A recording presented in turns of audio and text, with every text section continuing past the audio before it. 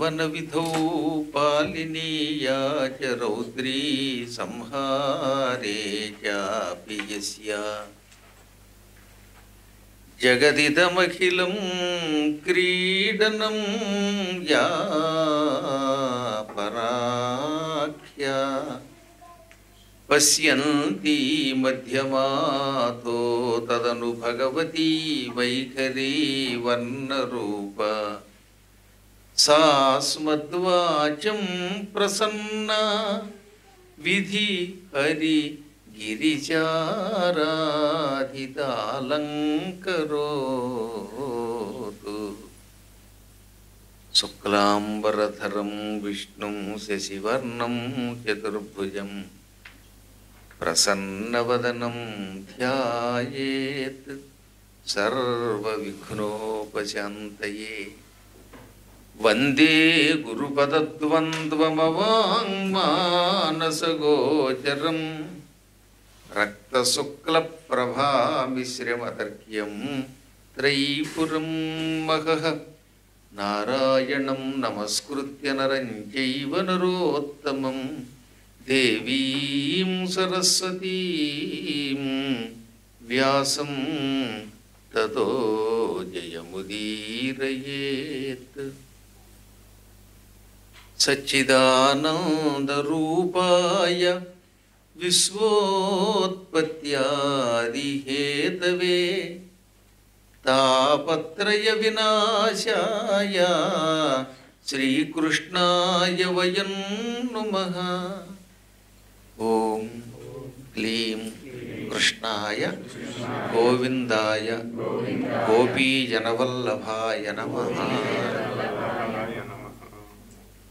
దేవాలయాలను నిర్మాణం చేయటం వల్ల వచ్చేటటువంటి లాభాలు, అందులో ఉన్న కొన్ని విశేషాలు నిన్నటి రోజు చెప్పాం. ఆలయంలో ప్రదక్షిణ చేయటం వల్ల జీవులకున్న కొన్ని పాపాలు తొలగిపోతాయి. కొంచెం జాగ్రత్తగా వినవలసిన ఘట్టం ఏంటంటే, అవశ్యం అనుభోక్తవ్యం కృతం కర్మ శుభాశుభం. మంచి అయినా చెడ్డైనా చేసిన దాన్ని ఎవడైనా అనుభవించక తప్పదు. ఎంత గొప్పవాడైనా తాను చేసిన పనికి తగిన ఫలితం అనుభవిస్తాడు. అదే మార్కండేయ పురాణంలో చెప్పారు. ఒకసారి కడుపులోకి అన్నం వెళ్ళిపోయింది. అన్నం మంచిదైతే ఆరోగ్యం ఇస్తుంది.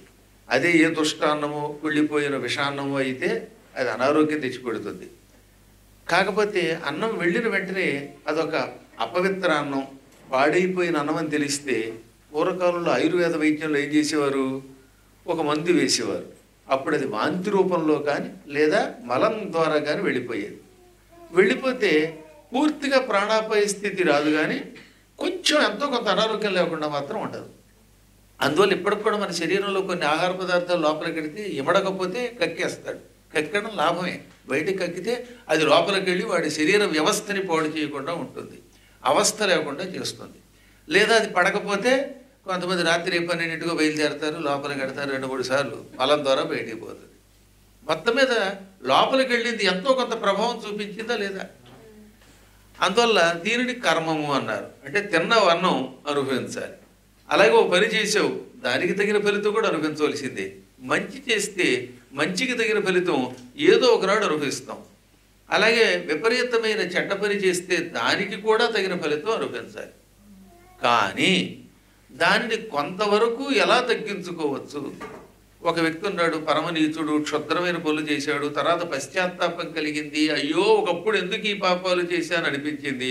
ఈ పశ్చాత్తాపం పొందిన తర్వాత ఈ పాత పాపాన్ని వాడు అనుభవించాలో అనుభవించకూడదు అంటే పూర్తిగా అనుభవించనక్కర్లేకుండా అందులో చాలా భాగాన్ని తగ్గించుకోవడం కోసమే ఆలయ వ్యవస్థ ఏర్పాటు చేశారు.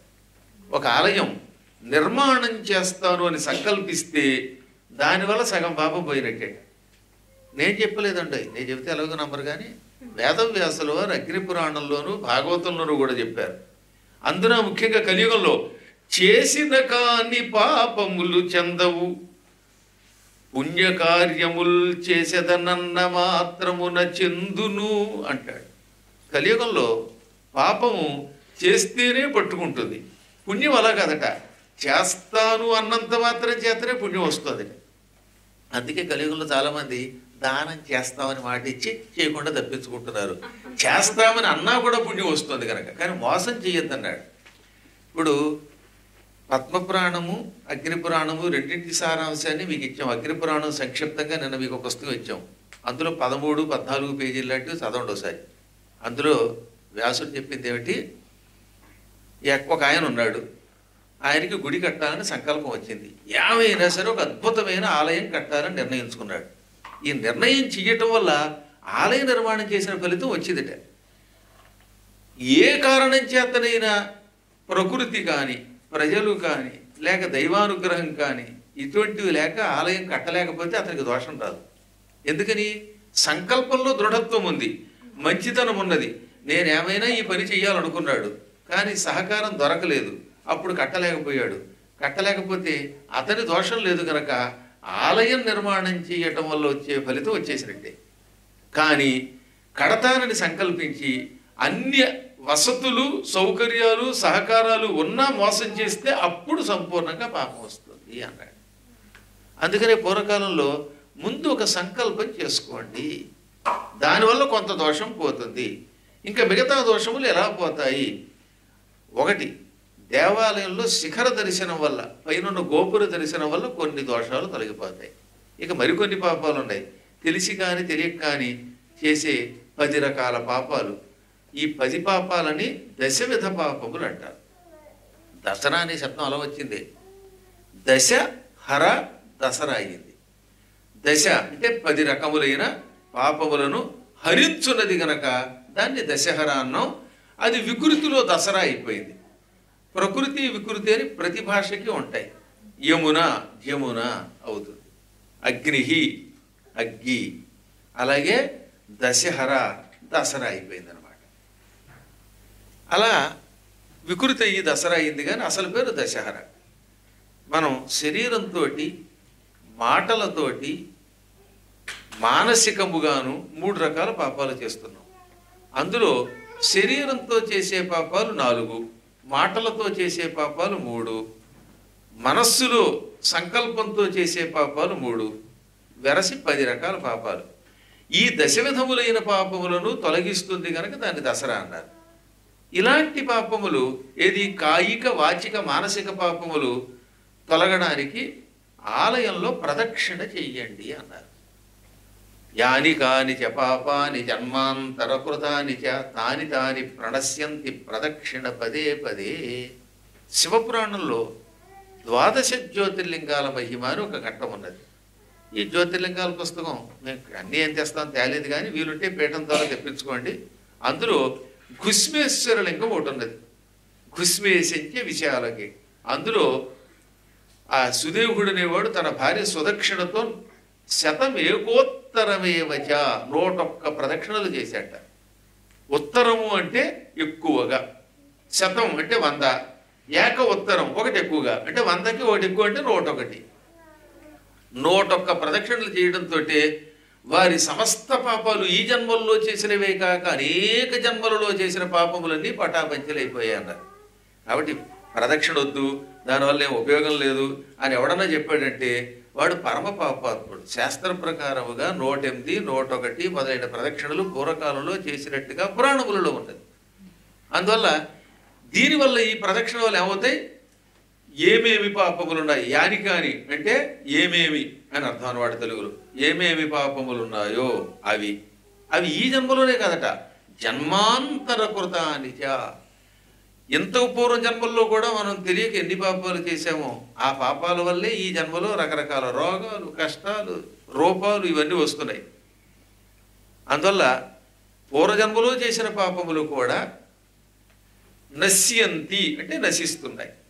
కానీ వ్యాసుడు నశ్యంతి అనలా, ప్రణశ్యంతి అన్నాడు. నశ్యంతికి ముందు ప్ర అనే ఉపసర్గ చేరితే సర్వనాశనం అయిపోతాయి. నశ్యంతి అంటే నాశనం అవుతున్నాయి, ప్రణశ్యంతి అంటే సర్వనాశనం అయిపోతాయి. రా అనే అక్షరం వచ్చినప్పుడు నా అణ అయిపోతుందండి. అందువల్ల నశ్యంతి పక్కన ప్రా చేరింది, పాలు అడుగునేముంది? రేప ఉంది రా. అందువల్ల ప్ర నశ్యంతి ప్రణశ్యంతి. ప్ర అన అంటే ప్రాణ. అందుకే ప్రాణ శబ్దంలో అసలు అది ప్రా ప్లస్ అన సవర్ణ దీర్ఘ సంధి ప్రాణ. ఇలా చాలా అంతే. ఎక్కువ శబ్దములు తెలియకుండా త్రినయన త్రినయన అవుతుంది అనమాట. అందువల్ల ప్రణశ్యంతి అంటే విడితీసినప్పుడు ప్లస్ నశ్యంతి అంటే సర్వనాశనం అయిపోతున్నాయి. మళ్ళీ నాశనం అవడంలో కూడా ఏదో కొంచెం కొంచెం తప్పుకోకుండా ఆ క్షణమే అగ్నిలో వేసిన గడ్డి పరకల్లాగా దూది పింజరులాగా భస్వం అయిపోతాయి. పైగా పదే పదే అన్నాడు. పదము అంటే కాలు. ప్రదక్షిణ చేసేప్పుడు ఏం చేస్తాం? ఒక కాలు ఎత్తి ఇంకొక కాలు కింద పెడుతున్నాం. అలా అడుగు తీసి అడుగు వేసినప్పుడల్లా పదే పదే అంటే అడుగడుగునకు ఈ జన్మలో కానీ పూర్వజన్మలో కానీ ఏ ఏ పాపములు చేశామో ఇవన్నీ భస్వం అయిపోతున్నాయి. అందువల్ల తప్పనిసరిగా ఆలయానికి వెళ్ళినప్పుడు ఎన్నో కొన్ని ప్రదక్షిణలు చెయ్యాలి. అందరూ నాలాగా 25 ఏళ్ల కుర్రాళ్ళు ఉండలేరు కదా, ఎక్కువ మంది ముసలాళ్ళు ఉంటారు. అలాంటి వాళ్ళు 108 చేయలేని వాళ్ళు కనీసం 3 అయినా చేయమన్నారు.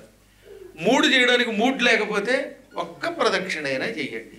బొత్తిగా పాపం కాళ్ళు చేతులు స్వాధీనం లేకుండా అయిపోయినటువంటి వాళ్ళు అయితే వీలు లేని వాళ్ళు వీలు చైర్లో కూర్చునైనా ఇంకొకళ్ళ చేతైనా తోయించుకుని ప్రదక్షిణ చేసే ఏర్పాటు మన పెద్దలు చెప్పారు. కానీ మొత్తం మీద ప్రదక్షిణ చేయవలసింది. దీనివల్ల కొన్ని దోషాలు పోతున్నాయి. చాలా కాలం క్రితం ఒక 2 స్నేహితులు, ఇది ప్రత్యక్షంగా మా నాన్నగారి కాలంలో జరిగింది, వాళ్ళు అప్పుడు ఇప్పుడు కాదు, అందువల్ల ఆధునిక కాల కథ. జోగన్నపాలెం అని ఏలూరికి దగ్గరలో ఒక పల్లెటూరు ఉన్నది. ఆ రోజుల్లో అక్కడి నుంచి దెందులూరు అనే ఒక ఊరికి 4 కిలోమీటర్ల దూరంలో రైలు ఎక్కడానికి వెళ్ళేవారు. ఆ కాలంలో మా నాన్నగారు 1959 నుంచి 69 మధ్యలో అక్కడ ఒక 10 సంవత్సరములు ఒక గురుకులంలో నడిపి మెట్రికులేషన్ వరకు అందరినీ చదివించారు. అంటే చిన్నపిల్లలు 1వ తరగతి నుంచి మొదలుపెట్టి 10వ తరగతి వరకు వాళ్ళదే. ఆ రోజుల్లో 10th క్లాస్ బదులుగా మెట్రికులేషన్ అని ఉండేది. ఆ మెట్రికులేషన్ అయ్యాక వాళ్ళు వదిలేసేవారు. వాళ్ళు ఏ యూనివర్సిటీల్లోకో వాటిల్లోకో కాలేజీల్లోకో వెళ్ళిపోయేవారు. ఆ కాలంలో 1959-60 మధ్యలో ఓ 2 స్నేహితులు ఉండేవారు నాన్నగారితో. ఈ ఇద్దరిలో ఒక ఆయనేమో తండ్రి గారి దగ్గర మంత్రోపదేశం పొందినవాడు. ఆ ఊళ్ళో యోగలింగేశ్వరుడి యొక్క మంత్రాన్ని అనుష్ఠానం చేసినవాడు. ఆ ఊళ్ళో యోగలింగేశ్వర ఆలయం అని ఒక ఆలయం ఉన్నది, అద్భుతమైన ఆలయం అది. ఒక రైతు పొలం దున్నుతూ ఉంటే నాగలికి ఏదో అడ్డం పడి అది కదలడం లేదు. ఎట్లతో నాగళ్ళు కట్టించి దున్నించే కాలంలో ఆ నాగలికి అంచుకు తగిలి కదలటం లేదట నాగలి. అప్పుడు వాళ్ళకి అనుమానం చూస్తే లోపల అడుగున ఈ నాగలికి ఓ శివలింగం తగిలింది. ఎన్నాళ్ళటి నుంచో భూగర్భంలో ఉంది అది. దాని అడుగున చోళుల కాలం చాళుక్యుల కాలం నాటిదని ఒక శాసనం ఉన్నది. చాళుక్యులు పరిపాలించారుగా ప్రాంతాన్ని, దానంతా వేంగి మండలం అంటారు. పెదవి కంటే వేంగి రాజులు పరిపాలించారు. అందులో బాగా ప్రసిద్ధికి ఎక్కినవాడు విమలాదిత్యుడు. ఈ విమలాదిత్యుడు కొడుకే రాజరాజ నరేంద్రుడు. ఆయన తర్వాత ఈ పెదవేగు నుంచి రాజమండ్రి వెళ్ళిపోయి రాజమహేంద్రవరం రాజధానిగా చేసుకుని రాజరాజ నరేంద్రుడు పరిపాలించి నన్నయ్య గారి ద్వారా భారతాన్ని అనువాదం చేయించాడు. ఇంకా అక్కడి నుంచి అది చాళుక్యుల వంశం కొంతకాలం నడిచింది. అద్భుతమైన హవా. వాళ్ళ కాలంలో ఎన్నో శివాలయాలు కట్టించారండి. పరమ శివభక్తులు వాళ్ళు. తూర్పు చాళుక్యులు పశ్చిమ చాళుక్యులు అని 2 రకాలుగా విడిపోయారు. పశ్చిమ చాళుక్యులంతా కర్ణాటకలో ఉండిపోయారు. తూర్పు చాళుక్యులు అంటే ఇటువైపు తూర్పు వైపు వచ్చి ఈ రాజమండ్రి ఈ ప్రాంతాల్లో గోదావరి తీరంలో సామ్రాజ్య స్థాపన చేసి అద్భుతంగా నడిపారు. అందులో శక్తివర్మ అన్నగారు, ఆయన తమ్ముడు విమలాదిత్యుడు అనమాట. ఆ కాలంలో ఎన్ని ఆలయాలండి. అందులో రాజరాజ నరేంద్రుడు ఏమంటాడు నన్నయ్య గారితో, ఇవి ఏను సతతంబునా ఎడకరం విష్టంబులైయుండు, ఇవి ఏను సతతంబునా ఎడకరం విష్టంబులైయుండు పాయవు, భూదేవ కులాభితర్పణ మహీయ ప్రీతియున్ భారత శ్రవణాసక్తియు పార్వతీపతి పదాబ్జ ధ్యాన పూజా మహోత్సవమున్ సంతత దానశీలతయు శశ్వత్ సాధు సాంగత్యమున్. ఆయన భారతం రాయించే ముందు నన్నయ్య గారితోటి పిలిచి ఇలా అన్నట్ట, నాకు 5 పనులంటే బాగా ఇష్టము, ఈ 5 పనులు నిద్దట్లో కూడా విడిచిపెట్టను. అందులో ఒకటి ఏమిటనమాట, మొదటి బ్రాహ్మణులకు దానము చేయటం, భూదేవ కులాభితర్పణ మహీయ ప్రీతియున్, మంచి పండితులైన బ్రాహ్మణులకి దానం చేయటం మొదటిది. భారత శ్రవణాసక్తియు, నిత్యం భారతం వినాలనే కోరిక. నాకు భారతం అంటే అంత పెద్ద సంస్కృతం నేను చదువుకున్నాను కాబట్టి వినగలను, రాయగలను. కానీ సామాన్య ప్రజలకి అది అందదు కనుక తెలుగులో అనువాదం చెయ్యి అన్నాడు ఆయన. కాబట్టి భారతం అంటే ఇష్టంట. ఇక మూడవది పార్వతీపతి పదాబ్జ ధ్యాన మహోత్సవము అన్నాడు. నిత్యం పార్వతీ వల్లభుడు అయిన శివుణ్ణి భక్తితో పూజించాలి, అది కూడా సంతోషంతో పూజించాలి, పండగలా ఉండాలి. ఆలయాలు కట్టించి ఆలయాలలో శివుడికి అభిషేకం చేసి ఊరేగింపులు జరిపించి అన్నదానం చెయ్యాలి శివాలయాల్లో. అది పార్వతీపతి పదాబ్జ ధ్యాన పూజ మహోత్సవము అన్నాడు ఆయన. ఇక తర్వాత అది నాలుగవది సంతత దానశీలతయు. నిత్యం దానం చేయాలి, ఎంతో కొంత దానం చేయాలి. రహస్యంగా కడు మూసు పారిపోకుండా తోచినంత దానం చేయాలి. ఆ ఐదవది శిష్యత్సాధు సాంగత్యమున్.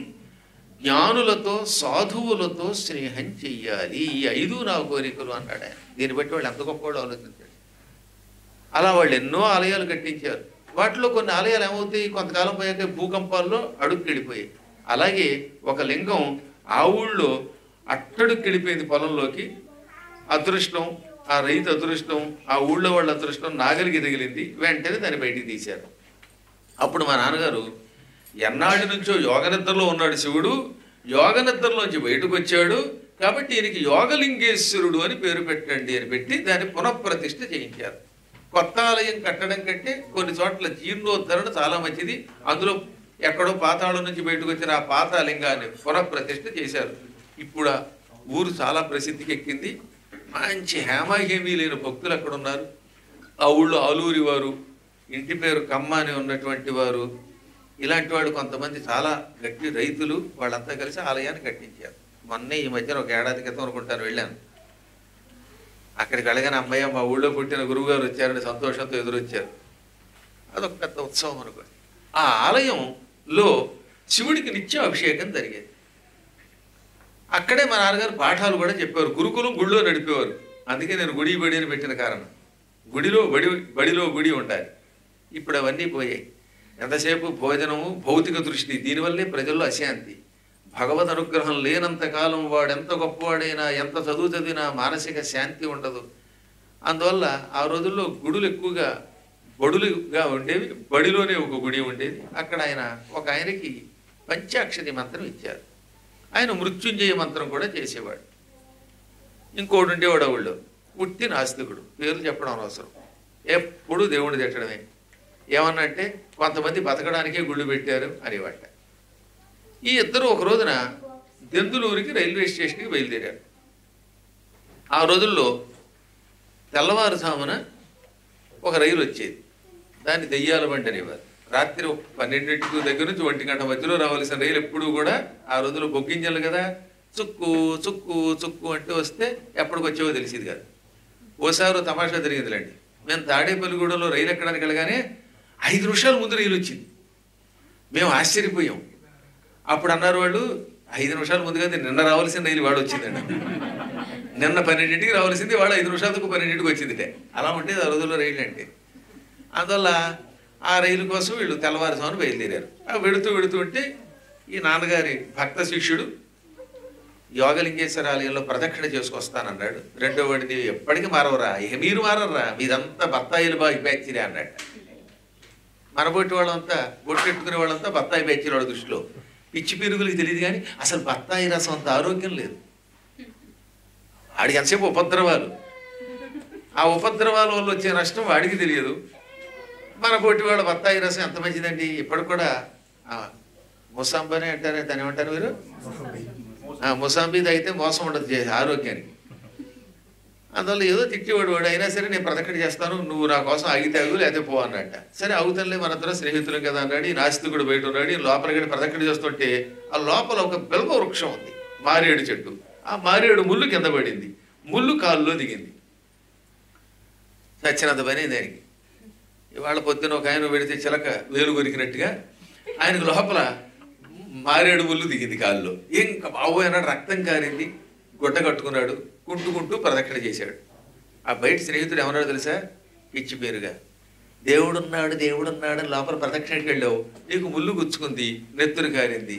నేను బయట ఉన్నాను, నాకేం జరిగిందో తెలుసా అంటే ఏం జరిగిందని అంటే ఎవడో గొలుసు పారేసుకున్నారు, గొలుసు దొరికింది, బంగారం గొలుసు, 12 కాసులు గొలుసు.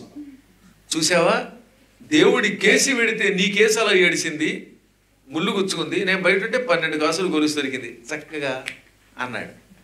మరే నేను ఎక్కువ నడవలేకపోతాను, కొంచెం మెల్లిగా నడుస్తాను, నువ్వు వెళ్ళిపో అన్నట్టు. నీ కర్మ అని వీడి గొలుసు పుచ్చుకు వెళ్ళిపోయాడు. ఆ తర్వాత ఏమైంది, ఈయన మెల్లిగా కుంటుకుంటూ వెళ్ళాడు. వెళ్ళేసరికి రైలు వెళ్ళిపోయింది. ఇదేమిట్రా బాబు, గురువుగారు చెప్పినట్టుగా ప్రదక్షిణ చేశాను అని కొంచెం చివుక్కుమంది మనస్సుకి. రైలు వెళ్ళిపోయింది, పని అయిపోయిందేమో అనుకున్నట్ట. మీరు చెబితే నమ్మరు, దెందులూరు దాటిన తర్వాత ఓ 2 స్టేషన్ల తర్వాత రైలు పట్టాలు తప్పింది. ఇప్పటికి కూడా పాత పేపర్లు చూడొచ్చు. సరిగ్గా ఈయన కూర్చుని పెట్టి వెనకాతలు ఉన్న పెట్టే తప్పింది, కింద పడింది, వీడు తెచ్చాడు. 12 కాసులు గొలుసు దొరికింది, పైకి వెళ్ళిపోయాడు. అక్క ఈ కాసుతో పాటు యమలోకానికి కొత్త కేసుగా వెళ్ళిపోయాడు. ఈయనకి కాలు గుంటుకుంటూ వెళ్ళాడు, రైలు తప్పిపోయింది, ప్రాణం నిలబడింది. అంటే నేను ఆశ్చర్యపోయాడు అనమాట. తర్వాత నాన్నగారి దగ్గరికి వచ్చి, చూశారో గురువుగారు, ముళ్ళు గుచ్చుకున్నప్పుడు ఒక్క క్షణకాలం బాధపడ్డాను, ఆ ముల్లే కాలులో గుచ్చుకొని ఉండకపోతే ఇవాళ నేను ఆ రైల్లో వాడితో పాటు ఆ పెట్టులో కూర్చునేవాడిని, నేను కూడా వెళ్ళిపోయేవాడిని. వాడు పోయాడు, గొలుసు మాత్రం మిగిలింది వాడి శవం మీద.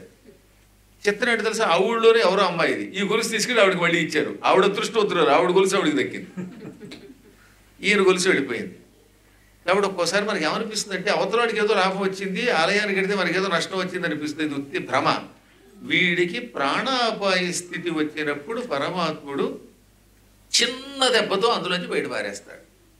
లేదా కొంతమంది గురువులు ఇతరుల బాగు కోసం జపం చేస్తే వాడి కష్టం వీడు ఎంతో కొంత అనుభవిస్తాడు. ఈ చిన్న అపకారాన్ని చూసి ఎప్పుడూ భయపడకండి. ఈ ప్రపంచంలో ఏది జరిగినా మన మంచికే. అందువల్ల ఆలయాలలో ప్రదక్షిణ ఒక మహాభయంకరమైన ఆపద నుంచి రక్షిస్తుంది. ఎంతో కొంత అనుభవించాలి కనుక కొంచెం చిన్న దెబ్బ, ఓ బెడుకుడితోటో అందులోంచి బయటపడతాడు. ఒక ఇంట్లోకి వెళ్ళాం, ఆ ఇంటి ఓనర్ గారు తలుపు తీసినప్పుడు ఒకసారి చేతికి దెబ్బ తగిలింది, ఒకసారి మోకాలికి దెబ్బ తగిలింది. ఆ దెబ్బలే తగలకపోతే ఇంకేదో దెబ్బ తగిలింది. ఆ పెద్ద దెబ్బ నుంచి రక్షించి చిన్న దెబ్బతో రక్షిస్తాడు ఆయన. పూర్వం ఒక రాజుగారి దగ్గర ఓ మంత్రి గారు ఉండేవాడు. ఏం జరిగినా అంతా మన మంచికే మహారాజా అనేవాట. రాజుగారు నవ్వు ఊరుకునేవాడు. ఒకసారి రాజుగారు ఓ చాకు తీసుకుని యాపిల్ పండు ఇంకేదో జామకాయో కోసుకుంటూ ఉంటే వేలు పూర్తిగా తెగి కింద పడిపోయింది. చూపుడు వేలు పూర్తిగా తెగిపోయింది. ఏదో కొంచెం కొంచెం తెగడం కాదు, మొత్తం వేలు ఊడిపోయి రాజుగారు బాబోయని బాధపడుతుంటే, మహారాజా బాధ కలుగుతుంది అనుకోండి, ఏం బాధపడకండి అని కట్టుకట్టి, అంతా మన మంచిగా మహారాజా అన్నాక రాజుగారికి మండిపోయింది. వేలు తెగి కింద పడి ఏడుస్తూ ఉంటే అంతా మన మంచిగా అంటావా? ఎవరక్కడ? వీడు మంత్రి కాదు, కంత్రి, వీడిని తీసుకుపోండి, చెరసాల్లో వేసేయండి అన్నాడు. మంత్రి గారిని జైల్లో వేశారు. మంత్రి గారు జైల్లో కడుతూ కూడా అంతా మన మంచికే మహారాజా, ఇది కూడా నా మంచికే, జైల్లో ఉండడం నా అదృష్టం, వెళ్ళిపోతాను అన్నాడు. పడుండి జైల్లో, అదేం మంచో చూద్దాం అన్నాడు రాజు. 6 నెలలు గడిచింది. మంత్రి గారి వేలు, రాజుగారి వేలు క్రమంగా కట్టడం వల్ల బాధ తగ్గింది. వేలు పోయింది కానీ గాయం కాస్త కుదుట పడింది. మంత్రి గారు జైల్లో ఉన్నారు. ఈ రాజుగారికి వేట అంటే పెచ్చ. తరచుగా గుర్రం ఎక్కి, పూర్వం రాజుగారు మంత్రి గారు వేటకెళ్ళేవారు. ఇప్పుడు మంత్రి గారు జైల్లో ఉన్నారుగా, రాజుగారు వేటకెళ్ళారు. కూడా భటులు వచ్చారు. కేకారణ్యంలోకి వెళ్ళిపోయారు వాళ్ళు. ఆ అడవిలో భటులు దారి తెప్పారు. రాజుగారు ఇంకో చోటకి వెళ్ళిపోయాడు. ఆ అడవిలో బోయవాళ్ల పల్లె ఒకటి ఉన్నది. ఈ బోయవాళ్ళు నరమాంస భక్షకులు. అక్కడ వాళ్ళకి ఒక పెద్ద మహాకాళి ఆలయం ఉంది. ఎవడన్నా మనుషులు దొరికితే ఈ మనిషిని పట్టుకుపోయి రాత్రి చెరసాల్లో పెట్టి పొద్దున్నే వాడికి మంగళస్నానం బాగా చేసి, ముఖానికి పసుపు పూసి, కుంకుమ బొట్లు పెట్టి, వేపాకులు దండలేసి పొద్దున్నే వేసేసి ఆ తర్వాత ఆ మాంసాన్ని వండుకుని తినేసేవారు. మనం పెసరట్టు కూడా అలా తినలేం. అలా ఈ నరమాంసాన్ని చక్కగా వండుకుని అందులో మళ్ళీ మసాలాలు, కారం, ఉప్పు అన్ని బలి వేస్తారండి కొంతమంది. దిక్మాలను కొన్ని ఇళ్లలో కడితే అట్టేస్తారు కానీ అట్లు ఉప్పు ఉండదు, కారం ఉండదు, ఓ మిరపకాయ ముక్క ఉండదు. వాళ్ళందరూ మిరపకాయ ముక్కలు కూడా వేసుకుంటూ తినేస్తారు. సరే ఏమంటాయి, మీ అట్లు బాగున్నాయండి, మరి మీరే ఈ అట్లు చివాట్లు. సరే ఈ రాజుగారు ఆ నరభక్షకులకు దొరికాడు. నరభక్షకులు పట్టుకుని జైల్లో వేశారు. పొద్దున్నే వీడిని బలిద్దామన్నారట. రాజుగారు జైల్లో పడి ఏడుస్తూ, అంతటి మహారాజుని, చక్రవర్తిని, వేలాది మంది భటులు నన్ను సేవిస్తూ ఉంటే సింహాసనం మీద టీవీగా కూర్చున్న వాడిని కర్మగారి ఇందులో పడ్డానని ఏడ్చాట. ఏం ఏడ్చినా తప్పదుగా. పొద్దున్నే మంగళ స్నానం చేయించారు. పైగా రాజుగారికి వేడి నీళ్ళు అలవాటు, చన్నీళ్లతో స్నానం చేయించారు. పైగా అమస్టర్డామ్ అది, అసలే సరేసి వస్తుంటే చన్నీళ్ళు ఒకటి. ఏ ట్యాప్లోంచి వేడి నీళ్ళు వస్తాయో ఏ ట్యాప్లోంచి చన్నీళ్ళు వస్తాయో తెలియదు. పొద్దున్నే మొహం కడుక్కున్నట్టు ఒక ఆయన, ఆ కడుక్కున్న ఆయన నేనే. పొద్దున్నే ఎప్పుగానే చన్నీళ్ళు, ఆ చన్నీళ్ళు మొహం మీద పడగానే కన్నీళ్ళు వచ్చి పెట్టాను సరే. ఆ తర్వాత చెప్పారు ఓనర్ గారు, ఏమంటా ఈ వేపు వేడి నీళ్ళు అంటే ఈ వేపు చన్నీళ్ళు అన్నారు. అదేదో ముందు చెప్పొచ్చుగా, తర్వాత చెప్పారు వాడు అనుభవం అయ్యాక. ఆ రకంగా సరే ఏమైతేనే పాపం చన్నీళ్ళతో స్నానం చేయించి ముఖానికి పసుపు పూసి కుంకం బొట్టు పెట్టి రాజుగారి మెడలో వేప మండలేసి మహాకాళీదేవి దగ్గర తీసుకెళ్ళారు. అక్కడ ఒక గణాచారు ఉన్నాడు. వాడు పైగా హోం పట్టు హైం పట్టు కాళీ పలుకు పలుకు అంటూ అరవడం మొదలెట్టాడు. అసలు అరుపురికి సగం ప్రాణం పోతుంది. ఆ తర్వాత పెద్ద కత్తి పట్టుకొచ్చి మొహం మీద ఇలా చూపించారు, చెడిపించారు. అక్కడ దెమ్ముంటే ఆ దెమ్మ మీద తలకాయ పెట్టన్నారు. రాజుగారు ఇలా 2 చేతులు తల పెట్టగానే వెంటనే గణాచారి ఆపండి అన్నట్టు డప్పులు ఆపేశారు. డప్పులు ఏమిటన్నాడు నాయకుడు, వీడికి వేలు దిగిపోయింది, వికలాంగుల్ని బలివ్వకూడదు. అయ్యయ్యో తెలియలేదు మనకి, నయమే. వీడిలా చేతులు పెట్టి ఉండకపోతే ఆ వేలు తెగిన విషయం మనకి తెలియకపోతే బలిస్తే అపచారం అయ్యేది, మహాపాపం. అవయవ లోపం ఉన్నవి ఏ జంతువైనా మనిషి అయినా బలికి పనికిరాడు, వాళ్ళ నియమం అది. అందుకని వీడిని వదిలేయండి అన్నారట. నాయకుడికి మండి, దౌర్భాగ్యుడు నువ్వెందుకు దొరికేవరా మాకు, ఆ వేలు లేదని ముందే చెప్పచ్చు కదా అని బొక్క మీద 2 పోట్లు పొడిచి కట్లిప్పి పో అన్నారు. అమ్మాయి అనుకున్నాడు రాదు. ఆనాడు మా మంత్రి గారు వేలు తెగిపోతే అంతా మన మంచికే మహారాజా అన్నాడు. అప్పుడు నేను కోపగించి ఆయన్ని చెరసాల్లో పెట్టాను. నిజంగా వేలే తెగకపోతే పేక తెగిపోయేది, భగవంతుడు ప్రాణభిక్ష ఇలా పెట్టాడనమాట అనుకుని ఆనందంతో మొత్తం మీద ఓపిక తెచ్చుకుని బయలుదేరాడు. దారిలో భటులు ఎదురొచ్చారు. భటులతో కలిసి నగరానికి వెళ్ళడంతో చెరసాల దగ్గరికి వెళ్ళి తాళం తానే స్వయముగా తీయించి మంత్రిని బయటికి తీసుకొచ్చి చేతులు 2 పట్టుకుని, మంత్రి నన్ను క్షమించు అని జరిగిందంతా చెప్పి, నువ్వు చెప్పింది నిజం, అంతా మన మంచికే, వేలే తగ్గకపోతే పేక తెగిపోయేది, నేను చచ్చేవాడిని, అనవసరంగా నేను జైల్లో పెట్టి ఏడిపించారు, నన్ను క్షమించను. కానీ ఇప్పుడు మంత్రి గారు అన్నారు ఇది నా మంచిగా మహారాజా అన్నాడు. అదేమిటన్నట్టు ఈయన, మనిద్దరం ఎప్పుడు వేటకెళ్ళినా ఒకే గుర్రం ఎక్కి వెళ్ళేవాళ్ళం. ఇప్పుడు నేను జైల్లో ఉన్నాను కనుక మీతో రాలేదు. ఒకవేళ నేను జైల్లో పెట్టలేదు, నన్ను మీరు జైల్లో పెట్టలేదు అనుకోండి, ఇద్దరం కలిసి గుర్రం మీద వెళ్ళేవాళ్ళం. మీకు వేలు లేదు కనుక వదిలేశారు, నా పేక వేసేసేవారు, నన్ను నరికి చంపేవారు. ఈ విధంగా జైల్లో పెట్టి నన్ను రక్షించారు, అంతా మన మంచికే మహారాజా అన్నాడు. కాబట్టి ఈ ప్రపంచంలో ఏం జరిగినా అంతా మన మంచికే. చిలక వేలు కొరికిందని బెంగెట్టుకోకండి, ఇంకో ఏదో దిక్కుమాల చిలక ముద్దెట్టుకోలేదని ఆనందించండి. మన ప్రాణం నిలబడిందని ఆనందించాలి. చిన్న చిన్న వాటికి అన్నిటికీ బెంగపెట్టుకుని అయ్యో ఇలా జరిగింది అలా జరిగింది అని తీసి పక్కన పెట్టేయండి. సర్వం పరమేశ్వరుని యొక్క అనుగ్రహమే. ఇదే ధైర్యంతో ఇన్నేళ్లుగా జీవిస్తున్నాం మేము. ఎప్పుడు అధైర్యం అన్నది ఎరగను నేను. ఏం జరిగినా దీని వెనక ఏదో ఒక కారణం ఉంటుంది, మనకి తెలియని ఒక విచిత్రమైన కారణం ఉంటుంది. కార్యకారణ సంబంధం పరమాత్మది. అందువల్ల చెయ్యవలసిన ఉపాసన మానరాదు. అందుకని ఏమన్నాడు దుర్జటి గారు, ఆలయాలకు వెళ్ళి పూజ చేసినప్పుడు, పరమేశ్వర స్మరణ చేసినప్పుడు ఏమొచ్చినా నేను పట్టించుకున్నాడు ఆయన. నిన్ను సేవిల్చిన ఆపదల్ పొడమని నిత్యోత్సవం బబ్బని జనమాతృండనని మహాత్ముడనని. పరమేశ్వర నేను నిన్ను భక్తితో సేవిస్తాను. నిన్ను సేవించటం వల్ల, నీ పూజ చేయటం వల్ల, నీ ప్రదక్షిణ చేయటం వల్ల నాకు ఆపదలు వచ్చినా పట్టించుకోను. నిత్యం ఆనందములు కలిగిన పట్టించుకోను. ఆనందం వచ్చిందని పొంగిపోను, కష్టం వచ్చిందని కృంగిపోను. సామాన్యుడు వీడు పనికి మాలినవాడు అని ఎవరైనా తిట్టినా బాధపడను, వీడు మహాత్ముడని పొగిడితే ఉబ్బిపోను. ఏవైపోయినా పర్వాలేదు, నీ పాదం మాత్రం విడిచిపెట్టను అన్నాడు ఆయన. ఇది నిజమైన వ్యక్తి అంటే. దానివల్ల ఏమవుతుందన్నమాట, మన రక్షణ భారం అంతా ఆయన భుజం మీద వేసుకుంటాడు. శంకరస్య చరిత కథామృతం చంద్రశేఖర గుణానుకీర్తనం నీలకంఠవర పాద సేవనం సంభవంతు మమ జన్మ జన్మనీ. భక్తుడు పరమాత్మను అలా కోరుకోవాలట. ఏ జన్మైనా రానినవు, నేనేం మోక్షం కావాలని కోరను. మోక్షానికి నేను అర్హుణ్ణో కాదో నాకు తెలియదు. మళ్ళీ మళ్ళీ జన్మించినప్పటికీ అది ఏ జన్మ అయినప్పటికీ, అనగా పందిగానో నందిగానో కుక్కగానో నక్కగానో దోమగానో భామగానో ఎలా పుట్టినప్పటికీ శంకరుని యొక్క కథ అనే అమృతం తాగాలి. శివపురాణం చెవులతో సేకరించాలి, వినాలి. చంద్రశేఖరుడి యొక్క గుణములను వర్ణించాలి.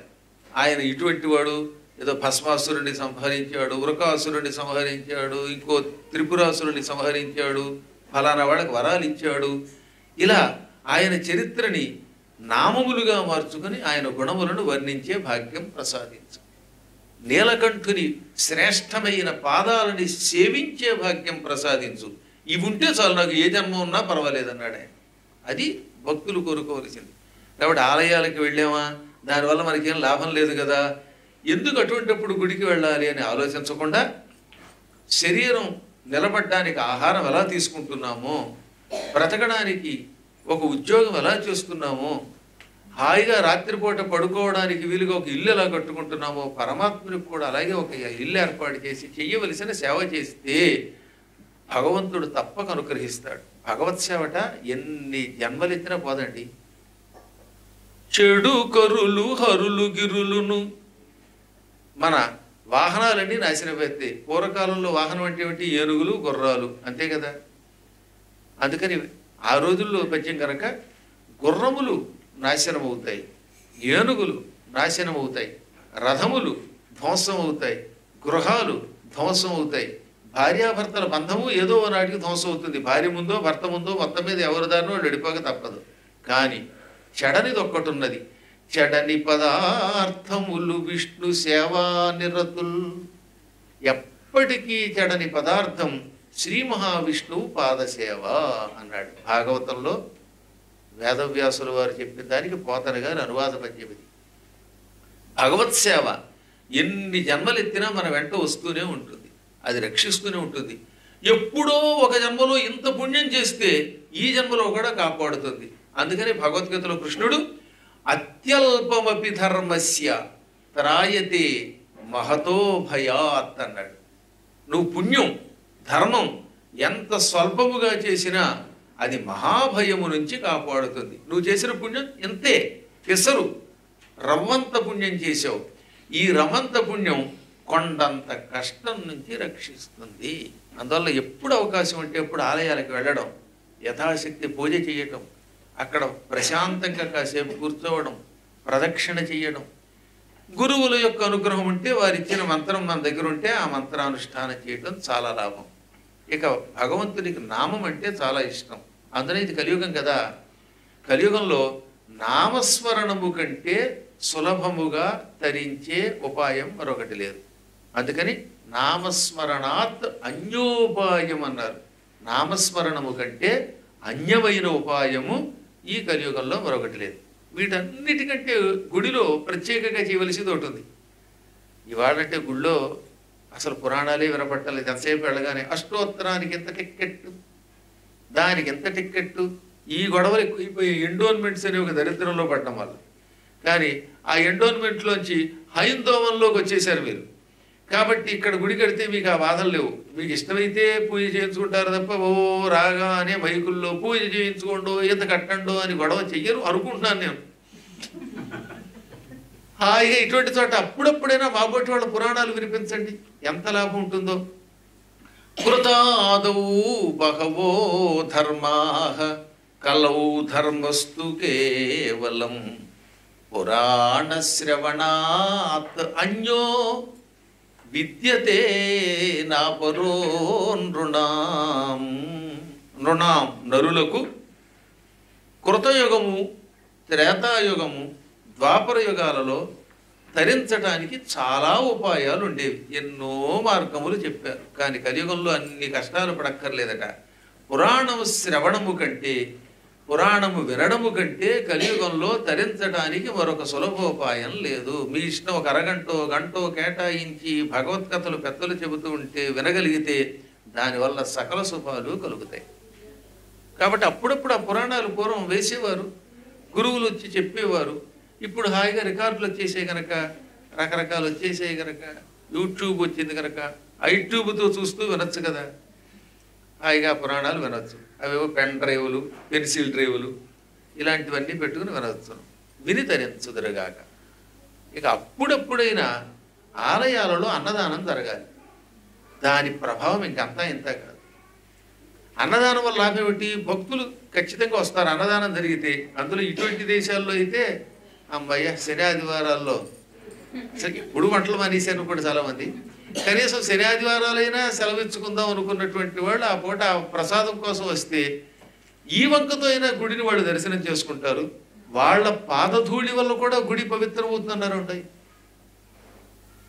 అదేమిటండి, భగవంతుడి దగ్గరికి వస్తే మనం ధరిస్తాం, కానీ భక్తుల పాదధూళితో గుడి ధరించడం ఏమిటంటావేమో. భక్తుడు భగవంతుడి కంటే గొప్పవాడు అని భగవంతుడు చెప్పాడు. పూర్వం బసవేశ్వరుడు అని ఒక ఆయన ఉండేవాడు. వీరశైవ మతాన్ని స్థాపించాడు. కర్ణాటకలో ఉండేవాడు ఆయన. ఆయన ఒక అద్భుతమైన పదం రాశారు.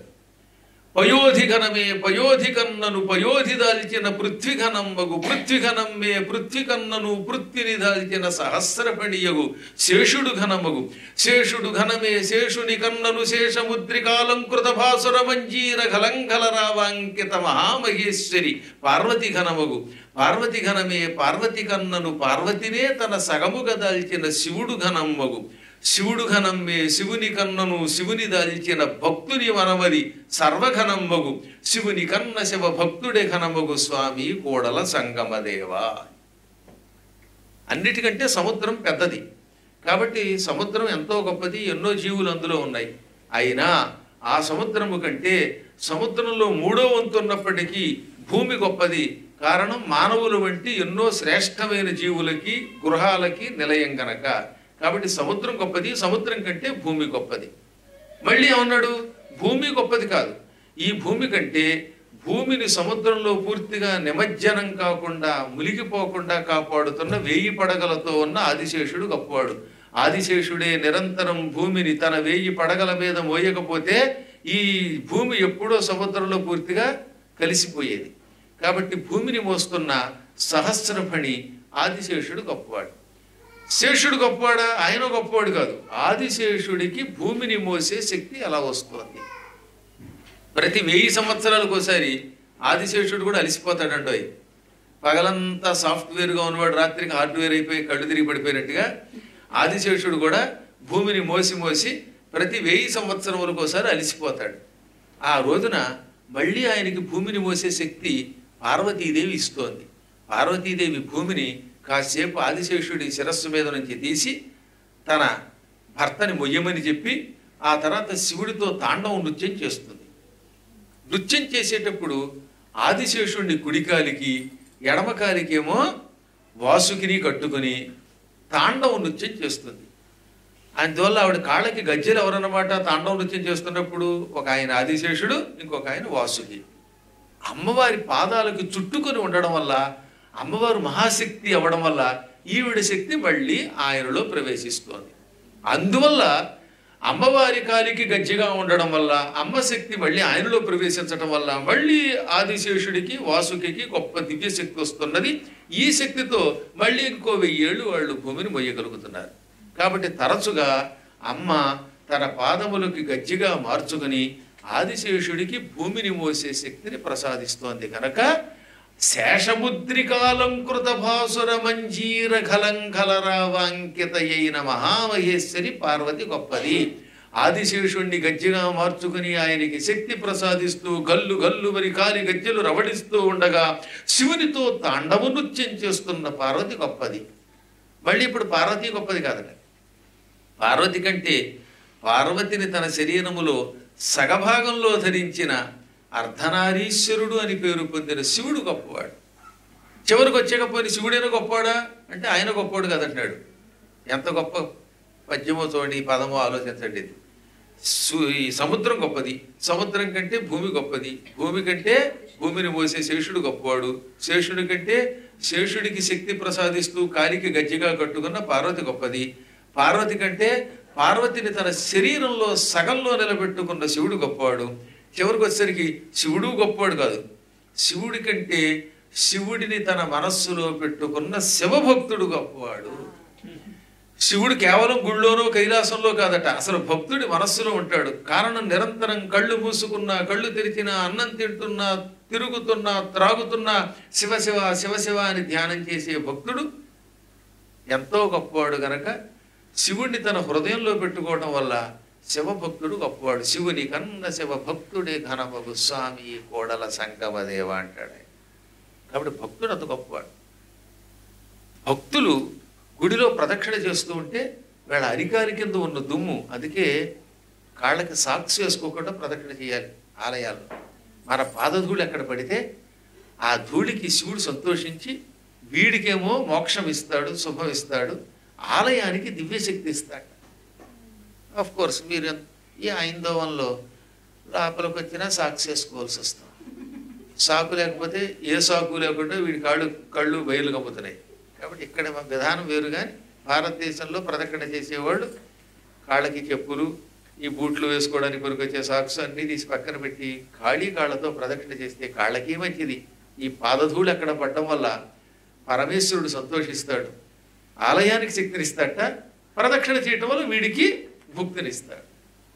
నేను నా చిన్నప్పుడు 5-6 ఏళ్ల వయస్సులో శ్రీశైలం నడిచి, ఆ రోజులు ఎప్పటి మాట ఇది, నేను 66లో పుట్టానంటే ఇంచుమించుగా 71, 72 ఆ కాలాల్లో అనుకుంటాను, కాలి నడకని శ్రీశైలం వెళ్ళాను.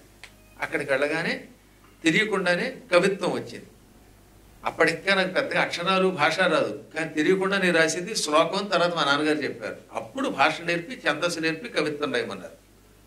ఆనాటికి ఏది ఈ శ్లోకం రాసేనాటికి నాకేం పెద్దగా ఛందస్సు అంటే ఏమీ తెలియదు.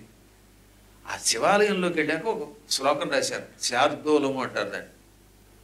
రాత్రౌ మౌనివరాహ త్వదీయ విలస దేవాలయాంతర్గృహే త్వామర్చంతి సుమైః ప్రశస్త మనుభిః కృష్ణోదకేనాపి చ తత్తత్పాదరజః ప్రపూత ధరణీ స్పర్శాభిభూతా వయం హృత్పద్మంచ వినా కిమస్తి వద మే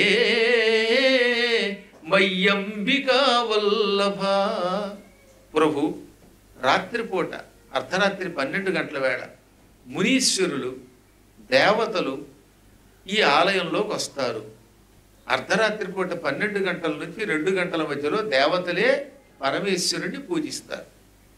వాళ్ళు అదృశ్య రూపంలో ఉంటారు కనుక అందరికీ కనపడరు.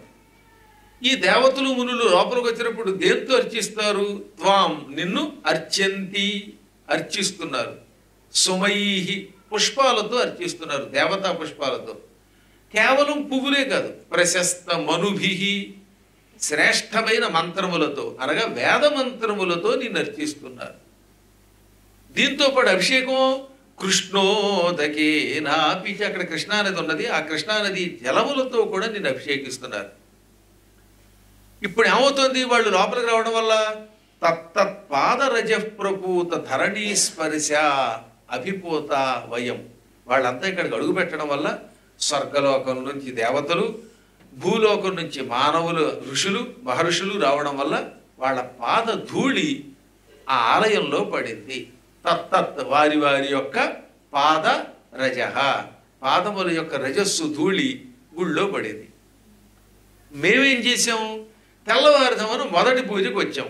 అందుకే తెల్లవారుజామున బ్రాహ్మీ ముహూర్తంలో మొదటి అర్చన జరుగుతుంది చూడండి. ఆ అర్చన సమయంలో వెళ్ళడం ఎంతో లాభం. ఈ దేవతల పాదధూళి, భక్తులైనటువంటి ఋషుల పాదధూళి అక్కడ ఆల్రెడీ పడి ఉన్నది. మొదట అడుగు పెట్టినవాడు ఈ దుమ్ము మీద కాళ్ళు పెడతాడు, దాంతో ఏమవుతారట? వీళ్ళు ధరిస్తారు.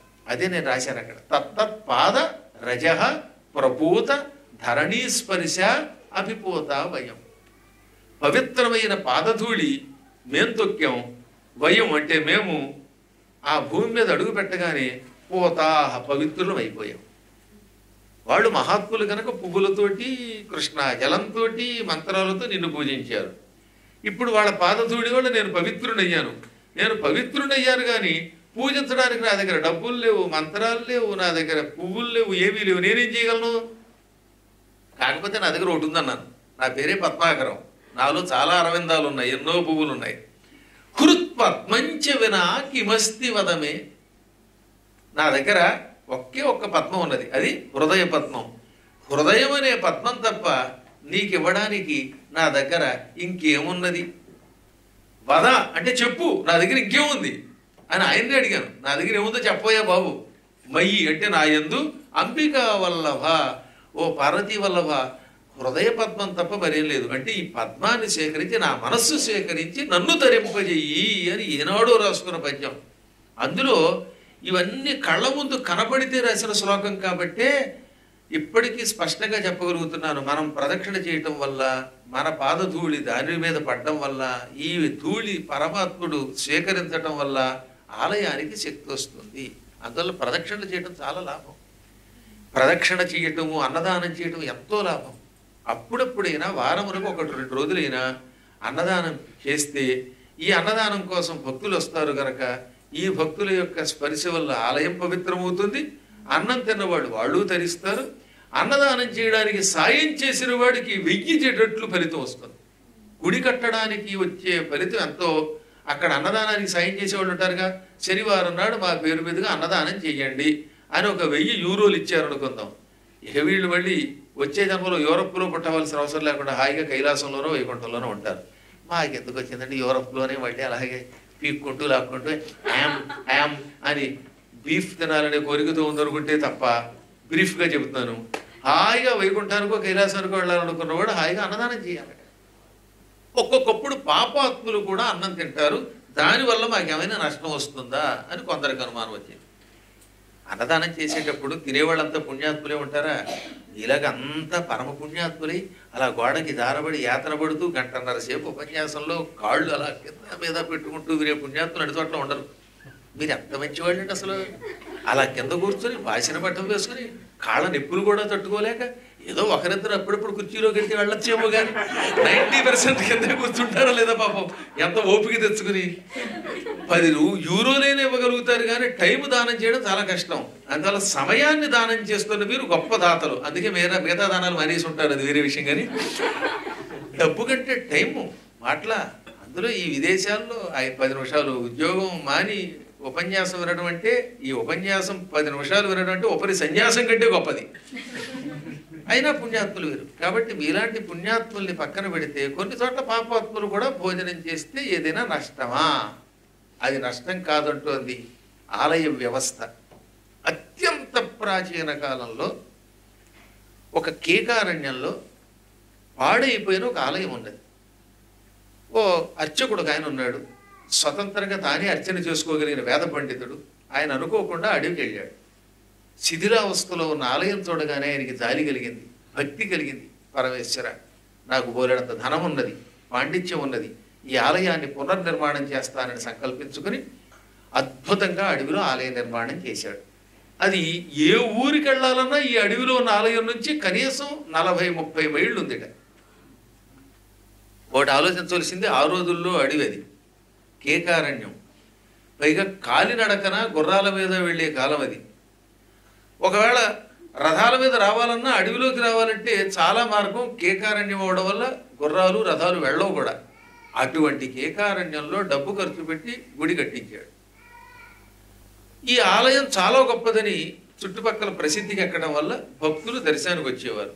కానీ ఉదాహరణకి అమస్టర్డామ్ నుంచి ఐదోవనకి వీరు ఏదో కారులో కాబట్టి 2 గంటల్లో వస్తున్నారు. ఆ రోజులో నడిచి రావాలంటే ఓ పూటంతా పడుతుంది. పొద్దున్న బయలుదేరితే సాయంకాలానికి వచ్చేవారు.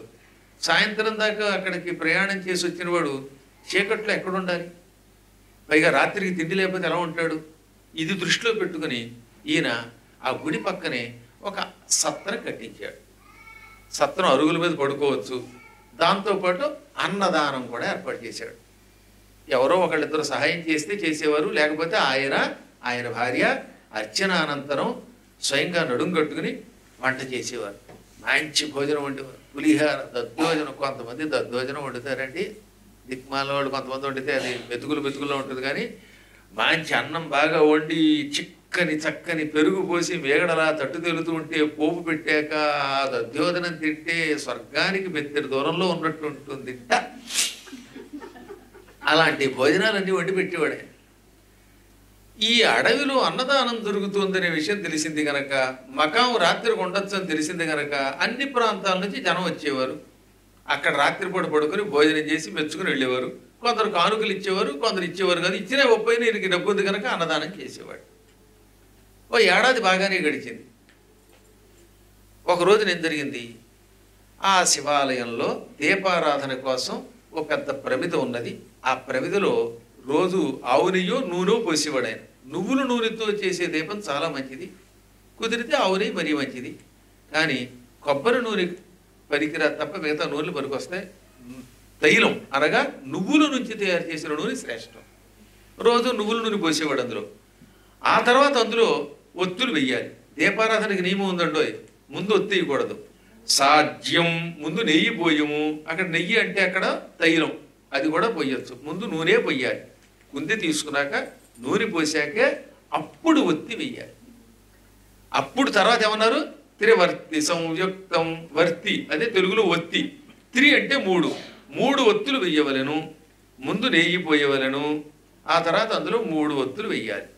అప్పుడు వహ్నినా యోజితం ప్రియం, నిప్పు పెట్టుకోదానికి. వహిని అంటే అగ్ని, అగ్నితో దాన్ని ముట్టించుము. ఈ మధ్యన ధర్మ సందేహాల్లో ఒక ఆయన అడిగాడు, అగ్గిపెట్టితో దీపారాధన చేస్తే పాపంట కదండి, ఎవడు చెప్పాడు వీడికి? ఆ రోజులు అగ్గిపెట్టుందా? అగ్గిపెట్టిన దీపారాధన నకుర్యాత్తని అని రాయల వ్యాసుడు. ఇప్పుడు అగ్గిపెట్టులు వచ్చాయి కూడా శుభ్రంగా వెలిగించు. లేనిపోని కొత్తవన్నీ కల్పించి మీ కొంపలు ముంచేస్తారు. అసలు గుడికి వెళ్ళడమే కష్టం. ఆ వెళ్ళిన కాసేపు గుళ్ళో కింద కూర్చుంటే తప్పుట, పైన కూర్చుంటే తప్పుట, ముక్కు పట్టుకుంటే తప్పుట అండంతో ఆ వెళ్ళే నలుగురు మానేస్తున్నారు. పైగా ఈ మధ్యన సంప్రదాయం దుస్తులనే పేరుతో పంచే చీర తప్ప ఇంకేం కట్టుకోకూడదు. ఈ పంజాబీ డ్రెస్ కూడా సంప్రదాయమే, గుర్తుపెట్టుకోండి. ఆ రోజుల్లో రేపల్లిలో ఇలాంటివే కట్టుకున్నారు. నీ ముఖానికి అది తెలియక అలా అనుకుంటున్నావు. గొడ్డిప్పుకు తిరగకూడదు, దిక్కుమాలు లాగులు వేసుకోతున్నారు. ఈ షార్ట్ వేసుకున్న వాడిని షూట్ చేయాలి అని నేను అలా వ్యాసుడు అన్నాడు భవిష్య పురాణం.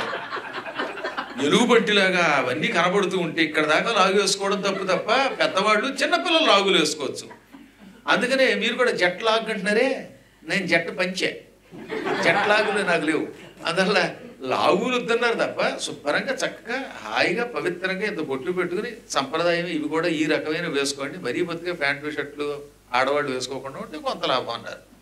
ఏది ఏమైనా ఇవన్నీ వేసుకోవడం ధర్మమే. అగ్గిపెట్టితో కూడా దీపం వెలిగించండి, అదేం వద్దని ఎక్కడ శాస్త్రంలో చెప్పలేదు. నిశ్చింతగా వేసుకోండి, వెలిగించండి. అదనమాట గృహాణ మంగళం దీపం త్రైలోక్యతి విరాపహం. మంగళప్రదమైన ఈ దేహమును ఉంచుము, స్వీకరించుము. ఇది 3 లోకాలలో ఉన్న చీకట్లు తొలగిస్తుంది అని మన పెద్దలు ఎప్పుడో మంత్రశాస్త్రంలో చెప్పారు. ఈయన రోజు అలాగే తైలం కోసి 3 ఒత్తులు వేసి, ఒకవేళ 3 విడివిడిగా లేకపోతే 3 కలిపి కూడా వేయచ్చండి. అందుకే సంయుక్తం అన్నాడు. సంయుక్తం అనే శబ్దానికి 3 ఒత్తులుంచు, లేదా 3 కలిపి ఒక ఒత్తుగా కూడా వేయచ్చు. మళ్ళీ మీకు అనుమానం, ఏమండి ఇందులో 2 అందులో 2 చొప్పున 4 ఉన్నాయండి, 2 కుందులండి, ఇది తప్ప 3 వెయ్యండి అన్నాడు. అంతకంటే ఎక్కువ వేస్తే తప్పేం లేదు. ఇప్పుడు నాకు 1000 యూరోలు ఇస్తానంటే 5000 ఇస్తానంటే కాదంటానా? అంత మంచివాళ్ళు అంత ఉండాలే కానీ, దిక్కుమాలాడు దొరకాలే కానీ. అందువల్ల ఎక్కువ ఇస్తే నష్టం లేదు, తక్కువ వేస్తే తప్పు. ఈ దృష్టిలో పెట్టుకుని మినిమం 3 ఒత్తులు ఉండవలేను. ఆయన ఒకరోజు ఏం చేశాట, పొరపాటున నూనె అనుకుని నీళ్లు పోసేసాడు చెంబుతో. చెంబుడు నీళ్లు అందులో పోసాడు. ఆ తర్వాత ఒత్తులు వేశాడు. వాళ్ళ ఆవిడ పట్టుకొచ్చిన కాగడాతో దాన్ని వెలిగించాడు. చక్కర దీపం వెలిగింది. అప్పుడు వాళ్ళ ఆవిడ వచ్చి చూసి, ఆవిడకి ఇంకా కళ్ళదోడు రాలేదు, ఈయన కళ్ళదోడు ఉంది, ఆ కళ్ళదోడు పక్కన పెట్టట్టున్నాడు. బహుశా నా అనుమానం కళ్ళదోడు లేదా కొంతమంది కనపడదేమో అనుకుంటున్నానండి. ఎందుకంటే ఈ మధ్యనే జరిగింది అది. పెళ్లి కొడుక్కి కళ్ళదోడు తీసి పక్కన పెట్టారు. తాడి కట్టమంటే కంగారులో అత్తగారు మెడలో కట్టబోయాడు. ఏదో విశాఖపట్నంలో మా తమ్ముడు రత్నాకర్ గారు అడిగితే చెప్తాడు. ఇప్పుడు ఈ మధ్యన విశాఖపట్నం పెళ్లి 2 కుదిరాయి. వీళ్ళు కూడా కళ్ళదోడు తీసేస్తే ఏమైపోతారో తెలియదు. కళ్ళతోడు లేకపోయినా ముందే గుర్తుపెట్టుకోండి, ఆయన ఎవరు అత్తగారు ఎవరు పెళ్లి కూతురో చూసుకుని పక్క వాళ్ళ సాయం తీసుకుని కట్టండి, గొప్పలు ములిగిపోతున్నాయి. అందువల్ల ఈయనకేవో కొంచెం చెత్వారం ఉన్నట్టుంది, ఆవిడకి చెత్వారం లేదనుకుంటాను. బహుశా ఈయనకంటే ఆవిడ 11 ఏళ్ళు చిన్నదయ్యి ఉంటుంది. ఆవిడ వచ్చి, ఏమండి నూనె బదులుగా నీళ్లు పోసేశారండి అంది. అలాగా చూశాడు ఆయన. చూస్తే నిజంగా నీళ్ళే. అప్పుడు ఆయనకు ఆశ్చర్యం కలిగింది. నీళ్లు పోస్తే ఒత్తులు ఎలా వెలిగాయి, ఇది నిజమా కాదా అనుకున్నాడు. ఇంకా ఆ రోజు నుంచి కావాలని రోజు చెంబుడు నీళ్లు పోసేవాడు, ఒత్తులేసేవాడు, వెలుగుతున్నాయిట. ఆయన తెలియదు కానీ అన్నదానం చేయటం వల్ల వచ్చిన ఫలితం అది. నిత్యం అన్నదానం చేయటం వల్ల, అది కూడా నిస్వార్థంగా ఎవడో ఏదో మెచ్చుకుంటాడని కాకుండా కేవలం భక్తితో అన్నదానం చేయటం వల్ల ఆ భక్తి శక్తి వల్ల నీళ్లతో కూడా దీపాలు వెలిగాయి. ఇది ప్రపంచ ప్రసిద్ధికి ఎక్కింది. ఫలానా అర్చకుట్ట నీళ్లు పోస్తే దీపం వెలుగుతోందని అందరూ వచ్చి అది చూచి ఆశ్చర్యపోయేవారు. దాంతో ఇంకా డొనేషన్లు పెరిగాయి. ఈలోపు ఏం జరిగింది, ఆ చుట్టుపక్కల వాళ్ళల్లో కొంతమంది మహానుభావులు ఉన్నారు. ప్యాకాట్ రాయుడు, లాస్ వేగాస్ వాడు. అమెరికాలో లాస్ వేగాస్ అని ఒకటి ఉంది, ప్రపంచ జ్యోత గృహం. అది అసలు దానికి ఆ పేరు ఎందుకు పెట్టారనుకుంటారు? ఎంత డబ్బైనా వేగంగా లాస్ అయిపోతుంది అక్కడ, అందుకే లాస్ వేగాస్. వేగంగా మొత్తం లక్షలు పోతాయి. అదేం బలిగా కడతారండి బాబు. ఈజిప్టు, భారతదేశం, సమస్త దేశాలతో కూడిన బిల్డింగులు 2006లో ఒకసారి, 2011లోసారి వెళ్ళా. ₹1 కూడా నేను ఆడలేదు. గురువుగారు ఇక్కడికి వచ్చాక మినిమం $1 పోగొట్టుకోవాలండి, లేకపోతే అది వేస్ట్ అండి అన్నారు వాళ్ళు. మీరు ఏమనుకోండి, ఆ సంప్రదాయం నాకు అక్కర్లేదన్నారు అనుకోండి, కానీ చూసి తీరాలి ఒకసారి. జీవితాన్ని ఎలా నాశనం చేసుకోవచ్చో తెలుస్తుంది. మా శిష్యులు చాలామంది లక్షలు పోగొట్టారు. $1,00,000 నాకు ఇచ్చుంటే నా పీఠం ఎంత బాగా తయారైంది. హైదరాబాద్ పీఠం మొదలెట్టి ఇప్పటికి 2 నెలలు అయ్యింది. దానికి ఇవ్వమంటే ఎవరు వీటికి తగలేస్తారు అని నేను అనలేదు, వ్యాసుడు అన్నాడు. సరే ఏదేమైతేనే అలాంటి వాళ్ళు అక్కడికి వచ్చి వాళ్ళకేమో ఆస్తులు పోయాయిట, జోదం ఆడాలి, కాలక్షేపం కావాలి, అన్నం పెట్టేవాడు లేడు. అందుకని అడవిలోకి వచ్చి అడవిలో జోదం ఆడి వేళకొచ్చి ఫోన్ చేయడం మొదలెట్టారు. ఇది అర్చకుడు చూశాడు, బాధ కలిగింది ఆయనకి.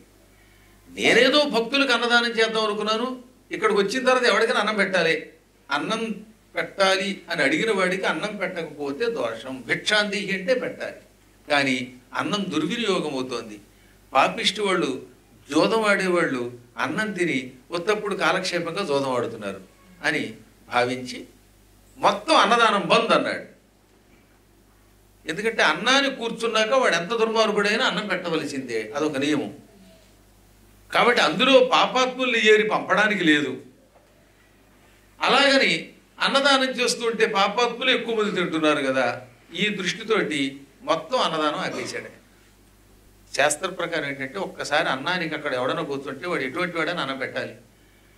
అతిథిల్ కాల సమాగతున్ ఘన బుభుక్షార్తున్ పతిశ్రాంతు ఆతత మార్గోత్తత ధూళిధోసరిత గాత్రస్వేద బిందూత్కరాన్వితు అజ్ఞాత కులాభిధానుగని.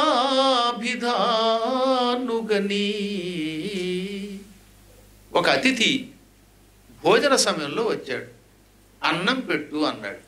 అప్పుడు వాడు ఎంత దౌర్భాగ్యుడైనా, వాడి కులం ఏదైనా, గోత్రం ఏదైనా, ఒకవేళ వాడు పాపాత్ముడైనా, చెమటతో అసహ్యంగా జుగుప్సతో ఉన్న వాడిని పట్టించుకోకుండా మతి విష్ణుంగా తలపన్వలెను, అతన్ని విష్ణువుగా భావించి అన్నం పెట్టవలను. ఇది మన నియమం, పురాణ నియమం, శాస్త్ర నియమం. అందుకే అభ్యాగత స్వయం విష్ణువు. కాబట్టి తీరా అన్నాన్ని కూర్చున్నాక లేపకూడదు గనక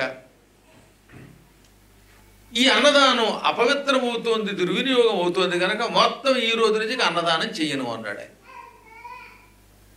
దాంతో భక్తులు బాధపడ్డారు. ఎంతో దూరం నుంచి వస్తున్నాం, ఈ అన్నదానం వల్లే కదా హాయిగా దర్శనం చేసుకుంటున్నాం అని బాధపడ్డారు. చాలామంది జనం తగ్గిపోయారు. ఈయన అన్నదానం ఆపడంతో ఆ మర్నాడు మళ్ళీ రోజులకి నీళ్లు పోసి ఒత్తులు వేసి దీపం వెలిగిస్తే దీపం వెలగలేదు. దాంతో ఈయన భయపడిపోయాడు. శివుడి దగ్గరికి వెళ్ళి ఆ శివలింగం దగ్గర ఏడుస్తూ, పరమేశ్వర ఎన్నాళ్లుగా నీళ్లతో దీపం వెలిగించగలిగాను, ఇవాళ నీళ్లు పోస్తే ఎందుకు దీపం వెలగట్లేదు అనగానే శివలింగంలో నుంచి దయామయుడైన పరమేశ్వరుడు ఇలా సమాధానం చెప్పాడు. కనపట్లేదు కానీ వినపడ్డాడు ఆకాశవాణి రూపంలో. అర్చకోత్తమ, ఇన్నాళ్ళు దీపం నీళ్లతో వెలగడానికి గల కారణం నీవు చేసిన అన్నదానమే. ఇవాళ అన్నదానం ఆపేశావు, దాంతో నీ పుణ్యము పోయింది, ఇక దీపం వెలగదన్నాడు ఆయన. స్వామి, నేను చేసే అన్నదానం వల్ల ఎంతో మంది దుర్మార్గులు, పాపాత్ములు తయారవుతున్నారు, జోదం ఆడుతున్నారు తిండి తినేసి. కాబట్టి ఈ అన్నదానం దుర్వినియోగం అవుతుందనే ఉద్దేశంతో నేను అన్నదానం ఆపాను కదా అంటే వారికి ఇచ్చాడా? కొంతమంది పాపిష్టి వాడు తింటే తినచ్చగాక, కానీ ఎక్కువ మంది భక్తులకు అది ఉపయోగపడుతోంది. ప్రతి వస్తువు వల్ల మంచి చెడ్డ రెండూ ఉంటాయి. కత్తితో పళ్ళు కొయ్యొచ్చు, 10 మందికి ఉపయోగం చేయొచ్చు, హత్యలు చేయొచ్చు. హత్యలకు ఉపయోగపడుతుందని కత్తులు తయారు చేయడం మానేస్తారా? చేత్తో లాగి పక్కవాడు గోపేద కొట్టచ్చు, మంచి పని చేయొచ్చు, అందుకని చేతులు నరుగుతామా? అన్నదానం వల్ల కూడా కొన్ని పాపిష్టి పనులు జరగచ్చేమో కానీ ఎక్కువ లాభం అది. అన్నం వల్ల ప్రతి వ్యక్తి సంతృప్తి పొందుతాడు. ఎంత డబ్బిచ్చినా సంతోషం కలిగిన వాడికి అన్నం పెడితే సంతృప్తి అండి. ఇక ఆవిడకి ఎంత డబ్బిచ్చినా సాటిస్ఫై అవ్వకపోవచ్చు, ఆవిడ మంచి ఆవిడ పక్కన పెట్టేటి పని. ఇలాంటి వాడిని పిలిచి కోటిస్తే ఇంకొక కోటి వస్తే బాగుండు అనుకుంటాడు. అది అన్నం పెట్టండి 2 అట్లు తిన్నాకే బాబోయ్ చాలంటాడు. బలాత్కారంగా 3 అట్టు పెడితే రాత్రి తెల్లవారులు ఒకటే గడవ, పైగా ఇక్కడ ఒకటే బాత్రూములు కర్మ. ఎంత పెద్ద ఇల్లు కడుతున్నా ఇది మాత్రం 1 లేక 2. కాబట్టి భోజనం మాత్రం కొంత అయ్యాక సంతృప్తి పొందుతారు ఎవడైనా. అన్నదానం ప్రతి వ్యక్తికి ఆనందం కలిగిస్తుంది. అన్నం వల్ల సమస్త ఇంద్రియాలు సంతృప్తి పొందుతాయి. అన్నాద్భవంతి భూతాని పర్జన్యాదన్న సంభవ యజ్ఞాద్భవతి పర్జన్యో యజ్ఞ కర్మ సముద్భవ అని భగవద్గీత చెబుతోంది. ప్రాణులు అన్నం వల్లే పుడతారు, అంటే అన్నం తింటే బతుకుతారు. ఈ అన్నం బాగా తింటేనే మరీ సంతానోత్పత్తి జరుగుతుంది. కాబట్టి ప్రాణులు బతకడానికి మూల కారణం అన్నము. ఈ అన్నము వర్షం వల్ల కలుగుతున్నది. పర్జన్యాత్ అంటే మేఘము వల్ల అన్నం పుడుతున్నది. ఒకదానికొకటి సీక్వెన్స్ అనమాట. అన్నాద్భవంతి భూతాని పర్జన్యాత్ అన్న సంభవ. ఇప్పుడు మేఘం దేని వల్ల పుడుతున్నది? యజ్ఞాద్భవతి పర్జన్య. యజ్ఞం జరిగితేనే మేఘములు సకాలంలో వర్షాలు కురిపిస్తాయి. యజ్ఞం అంటే ఏమిటి? సత్కర్మాచరణ, మంచి కర్మం ఏదైనా యజ్ఞమే. ఇప్పుడు మీ ఊళ్ళో వాళ్ళంతా ఇందోవనంలో మంచి గుడి కట్టాలనుకున్నారు. ఇది ఒక అద్భుతమైన యజ్ఞం, మహాయజ్ఞం. కొన్ని వేల అశ్వమేధ యాగముల కంటే, అనేక పౌండరీక యాగముల కంటే కూడా ఒక గుడి కట్టడం చాలా లాభం అన్నారు. సర్వ వేదేషు యత్పుణ్యం సర్వ తీర్థేషు యత్ఫలం. అనేక వేదములు తీర్థములు తిరగడం వల్ల, వేదాలు చదవడం వల్ల, తీర్థయాత్రలు చేయడం వల్ల వచ్చే ఫలితం ఒక్క గుడి కట్టిస్తే వస్తుంది. కాబట్టి ఇవన్నీ ఒకదానితో ఒకటి సంబంధం ఉన్న కర్మములు. అటువంటి అన్నదానాన్ని ఆపేశావు, ఇక నీ పుణ్యం పోయిందనగానే, ఏమో స్వామి నువ్వు ఎన్ని చెప్పినా అన్నదానం చేయాలని నా మనసు కనిపించట్లేదు ఈ పాపాత్మల వల్ల అన్నాడే. అయితే అర్చక ఓ పని చేద్దాం, 1 ఏడాది పాటు గుడి మూయబడినది అని బోర్డు పెట్టు, సంవత్సరం తర్వాత మళ్ళీ ఇదే రోజు తెరుస్తాను అని చెప్పు. ఈ ఏడాది భక్తులు మీ ఊళ్ళల్లో ఉండండి, సంవత్సరం తర్వాత రమ్మను, వాళ్ళు గ్యారంటీగా వస్తారు. ఈ ఏడాది గుడి మూసేసి మీ ఆవిడ్ని పుట్టింటికి పంపేసి నువ్వు ఒక్కడివి కాలినడకన కాశీకి వెళ్ళు. కాశీకి వెళ్ళిన తర్వాత కూడా నీకు అన్నదానం చెయ్యాలనిపించకపోతే ఇక అన్నదానం అప్పుడు పూర్తిగా ఆపేయి అన్నాడు. శివుడు చెప్పాడు కదా. అందుకని వెంటనే ఈయన తన భార్యని పుట్టింటికి పంపేసి ఆవిడ్ని అమర్స్టర్డామ్ ఫ్లైట్ ఎక్కించేసి ఈయన గుడికి తాళం వేసి సంవత్సరం తర్వాత మళ్ళీ గుడి తెరవబడును. అప్పటి వరకు భక్తులు అసౌకర్యానికి బాధపడక మీ ఊళ్ళల్లో ఉన్న ఆలయాలను దర్శనం చేసుకోండి, సంవత్సరం తర్వాత రండి అని పలికి అక్కడ బోర్డు పెట్టి కాలినడకన తీర్థయాత్రలకు బయలుదేరాడు. కాశీ బయలుదేరాడు. కాలినడకన కనీసం 2 నెలలు పట్టేది ఆ రోజుల్లో కాశీ వెళ్ళాలండి. అందువల్ల అయినప్పటికీ చకచక నడుచుకుంటూ వెళ్ళాడు. అలా నడవగా ఒక రోజున అతి భయంకరమైన కీకారణ్యంలో గడుగు పెట్టాడు. చెట్లు గీజరబాజరుగా అల్లుకుపోయాయి. ఓ పక్కన సింహాలు, పులులు, పాములు, ఒకటేమిటి ఇటువంటి వాటితో ఆ అడవి యమకింకరులకి నిలయంలో ఉంది. శివుడి మాట విని కోపముచ్చుకున్నానా ఏమిటి, కైలాసానికి బదులు నరకానికి పోయేటట్టున్నాను, దారి పొడుగుత క్రూర మృగాలు, నడవడానికి వీలు లేదని భయపడుతూనే ఆ అడవి మధ్యలోకి వచ్చాడు. ఆయనకి ఆ పూట తిండి లేక కడుపు మల్ల మాడిపోయింది. ఒక్కళ్ళు కూడా అట్లు కానీ, పెసరట్లు కానీ, అందులో ఉప్మా కానీ, చట్నీ కానీ ఏమీ లేకుండా చేసేసారు. కూడా తిండి లేక చాలా బాధపడిపోయాడు. ఓరి నాయనోయ్, ఈ దెబ్బతో ఆకలికి చచ్చిపోయేటట్టున్నాను, ఎంతోమందికి అన్నం పెట్టిన నేను అన్నం లేక చస్తానా అని కూడా అనుకున్నట్ట. సరిగ్గా ఆ సమయంలో చీకటి పడే సమయానికి ఎదురుగుండా పెద్ద చెట్టు కనపడింది. ఆ చెట్టు మీద ఒక మంచె ఉన్నది. వెదురు కర్రలతో చెట్ల మీద పూర్వం మంచి కట్టుకునేవారు. ఆ తెప్ప మీద ఓ బోయేవాడు ఆయన తన భార్యతో పాటు కూర్చున్నాడు. ఈయన చూడటంతో పంతులు గారు ఇలా రండి మా చెట్టు దగ్గరికి అని ఆ చెట్టు మంచి పిలిచి చెట్టు దిగి వచ్చాడు. అతను 2 చేతులతోటి దండం పెట్టి, నేను మా ఆవిడ ఇక్కడే ఉంటామండి, ఎవరైనా అడవిలో పెడితే వాళ్ళకి ఎంత అన్నం పెడతాం, మా అదృష్టం వాళ్ళ మహానుభావులు పండితులు దొరికారు, మేము ఏది పెడితే అదే తినండి అని వెదురు బియ్యం, సారపప్పు అని ఉంటుంది అక్కడ, ఆ సారపప్పు, పొట్ట తేనె ఇవన్నీ ఇచ్చాడు. పొట్టంతా నీరసంతో ఉందేమో, మలమల మాడుతుందేమో, శుభ్రంగా ఇవన్నీ తిని పొట్ట తేనె తాగానే పొట్ట నిండిపోయింది. ఎంత బాగుందో ఆ పప్పు కూడా. కొంతమంది పప్పు బాగా వేయించి ఉప్పు కారం వేసి తయారు చేస్తే ఉంటుంది. ఆ పెసరపప్పు ఒకటి, శనగపప్పు ఒకటి ఈ మధ్యన ప్యాకెట్లో వేసి అమ్ముతున్నారట. ఆయన అదృష్టం అక్కడ ఆయన శుభ్రంగా నేతితో పెట్టాడు. తిని సంతృప్తి పొంది, ఆయన ఈ పూట నువ్వు నాకు ప్రాణదానం చేసేవన్నట్ట. తమరు అలసిపోయినట్టున్నారు, ఈ మంచి మీద పడుకోండి, మంచి మీద ఇద్దరి కంటే ఎక్కువ ఉండడానికి వీల్లేదు, మావిడ కాపలాగా వస్తూ ఉంటుంది, మీరు దాని మీద పడుకోండి, నేను కింద ఉంటాను అన్నాడు. అని ఈయన్ని మంచి ఎక్కించి తలగడిచ్చి, తలగడంటే ఏమిటి, గడ్డి అవి కూడా ఒక గోని సంచిలో పెట్టి మెత్తగా ఒక తలగడ కింద తయారు చేశాడు. దాని మీద పడుకోమన్నాడు. కాళ్ళ దగ్గర ఈ బోయివాడి భార్య కూర్చుని ఈయనకి పాదాలు కూడా ఒత్తి సేవ చేసింది. గాఢంగా నిద్రపోయాడు ఆయన. అలిసిపోయిన మీదట కడుపు నిండా తినగానే ఈ నడక వల్ల భలే నిద్ర వస్తుందండి. రోజు కారులో తిరిగితే నిద్రే వస్తుంది, నడుము నొప్పి వస్తుంది. కాలి నడకను అలాగా తిరిగితే బాగా శరీరానికి వ్యాయామం జరుగుతుంది, గాఢంగా నిద్రడుతుంది.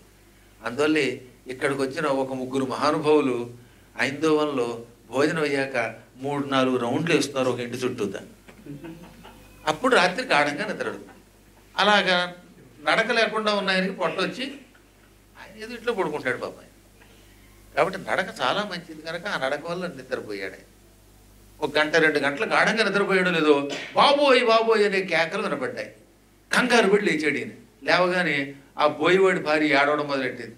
ఏమమ్మా ఏడుస్తున్నావు అంటే, మా ఆయన కింద విల్లు గుచ్చుకుని కాపలాకి వస్తున్నాడండి, కింద ఉన్నాడండి, ఇంతలో కునుకు పట్టింది, పులి వచ్చి మీద పడి ఎత్తుకుపోయింది, కరుసుకుపోయింది, ఏం కొరికేసింది, ఆయన చచ్చిపోతూ ఏమేమో నేను చచ్చిపోతానికి ఈ పులి నుంచి నేను బయటపడలేను, కానీ ఆ పంతులు గారిని జాగ్రత్తగా అడవి దాటించు అని చెప్పాడండి. అది దాంతో ఈయన మనస్సు చివుక్కుమన్నది. నాకు అన్నం పెట్టిన పుణ్యాత్ముడు పులివాత పడి చచ్చిపోయాడా అని బాధపడుతూ, ఇదంతా నా వల్లే జరిగింది తల్లి, నేను రాకుండా ఉండుంటే నేను కింద ఉండేవాడిని, మీ ఆయన పైన పడుకునేవాడు అనగా మీరేం చేస్తారండి, ఇదంతా శివేచ్ఛ అని ఏడుపు దిగమింగుకొని, మా ఆయన పులి నోట్లో పడి చచ్చిపోయి కూడా అది ఈడ్చుకుపోతుంటే కూడా వెళ్ళిపోతూ, ఆ పులి ఏం చేస్తుంది, మెడట్టు ఈడ్చుకుపోతుంది, అప్పుడు కూడా మిమ్మల్ని రక్షించమని చెప్పాడు, కాబట్టి మిమ్మల్ని అడవి దాటించడం నా బాధ్యత. వద్దు తల్లి, నా వల్ల ఇంత కష్టం వచ్చింది, ఓ పక్కన ఎంత దుఃఖంతో ఉండి కూడా నన్ను అడవి ఎలా దాటిస్తావంటే, మా ఆయన మాట అంటే నాకు శిలాశాసనం అంది. ఆ రోజుల్లో పతివ్రతలను ఉండేవారు, భర్త ఏం చెబితే అది వినేవారు పూర్వకాలంలో. అందుకని మా ఆయన మాట శిలాశాసనం అండి అని నేను మిమ్మల్ని దాటిస్తాను అడివంది. పాపం ఈయన మనసు చివుక్కుమంది. ఆవిడేమో ఏడుపు దిగమింగుకొని ఒక విల్లు కత్తి పుచ్చుకొని జాగ్రత్తగా ఈయన్ని ఆ కేకారణ్యం దాటించి సెలవండి అని వెనక్కి వెళ్ళిపోయింది. ఇక ఈయనకి మనసులో లేదు, నా ప్రయాణం ఇలా పరిణమించింది ఏమిటి, శివుడు ఏదో చూపిస్తాడు అనుకుంటే ఈ కర్మ కాలడం ఏమిటి, ఆ పుణ్యాత్ముడు నాకు అన్నం పెట్టివాడు చచ్చిపోవటం, ఆవిడ వైధవ్యంతో బాధపడేమిటని గిజగిజలాడిపోతూ అలాగే పరుగున 2 నెలల ప్రయాణం 1 నెలలోనే ముగించి కాశీ వెళ్ళిపోయాడు. అత్యంత పవిత్రమైన క్షేత్రం వారణాసి. జీవితంలో ఒక్కసారైనా కాశీ చూడాలి.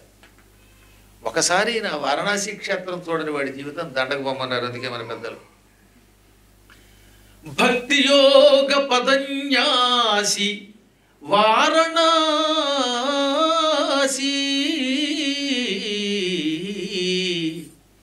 భవదురిత శాత్రవ ఖరాసి వారణాసి స్వర్ణదీ తట సంభాసి వారణాసి పావన క్షేత్రముల వాసి వారణాసి.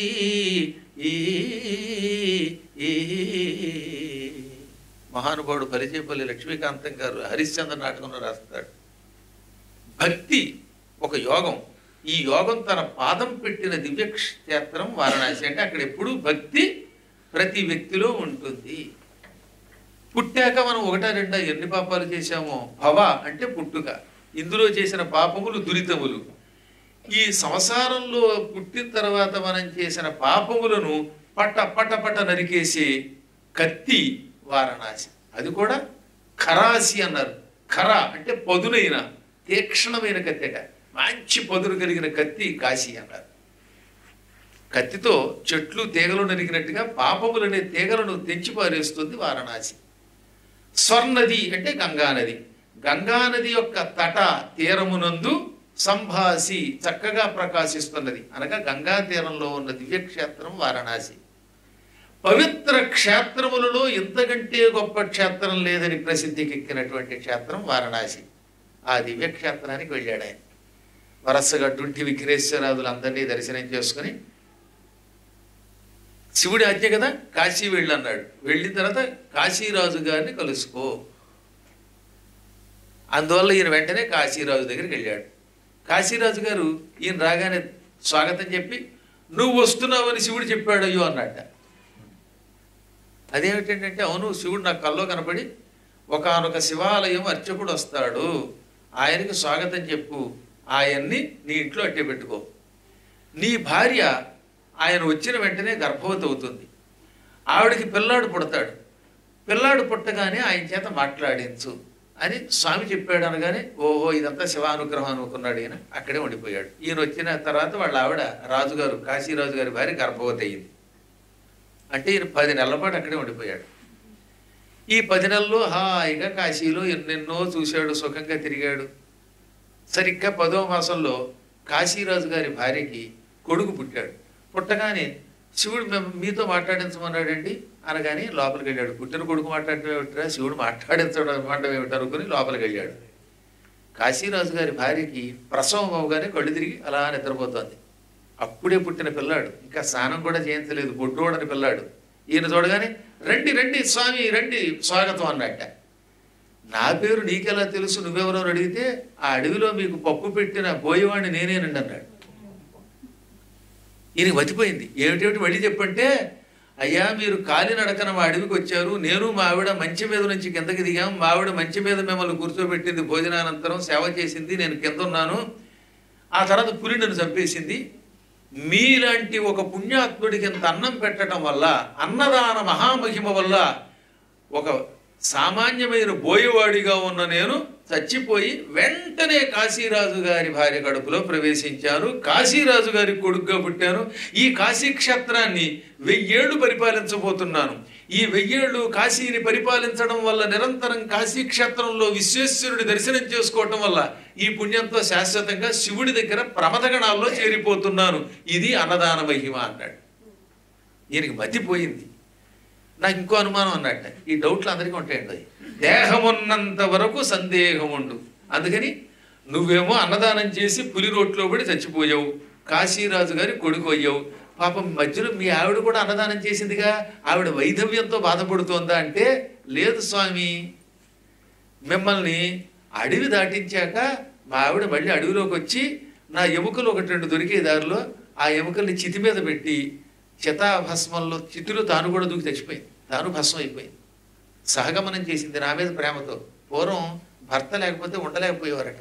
అలాంటి వాళ్ళు మొగుడు కోసమని అగ్నిలో దూకి చచ్చిపోయేవాడు కొద్దిమంది. అలా అందరూ చచ్చిపోకూడదు సుమా. కుంతీదేవి చావలేదు, గుర్తుపెట్టుకోండి. సహగమనం అసలు మన శాస్త్రంలో లేదు.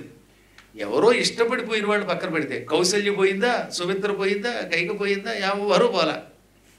పైగా కొంతమంది అయితే భర్త గారు బతికున్న రోజుల్లో 12 ఇడ్లీ వేసుకుని భార్యాభర్తలు ఇద్దరు తినేవారట. భర్త పోతే, ఏమండి మీరు లేరు, ఎలాగా ఈ 12 ఇడ్లీ నేనే తింటానండి మీ బదులంది.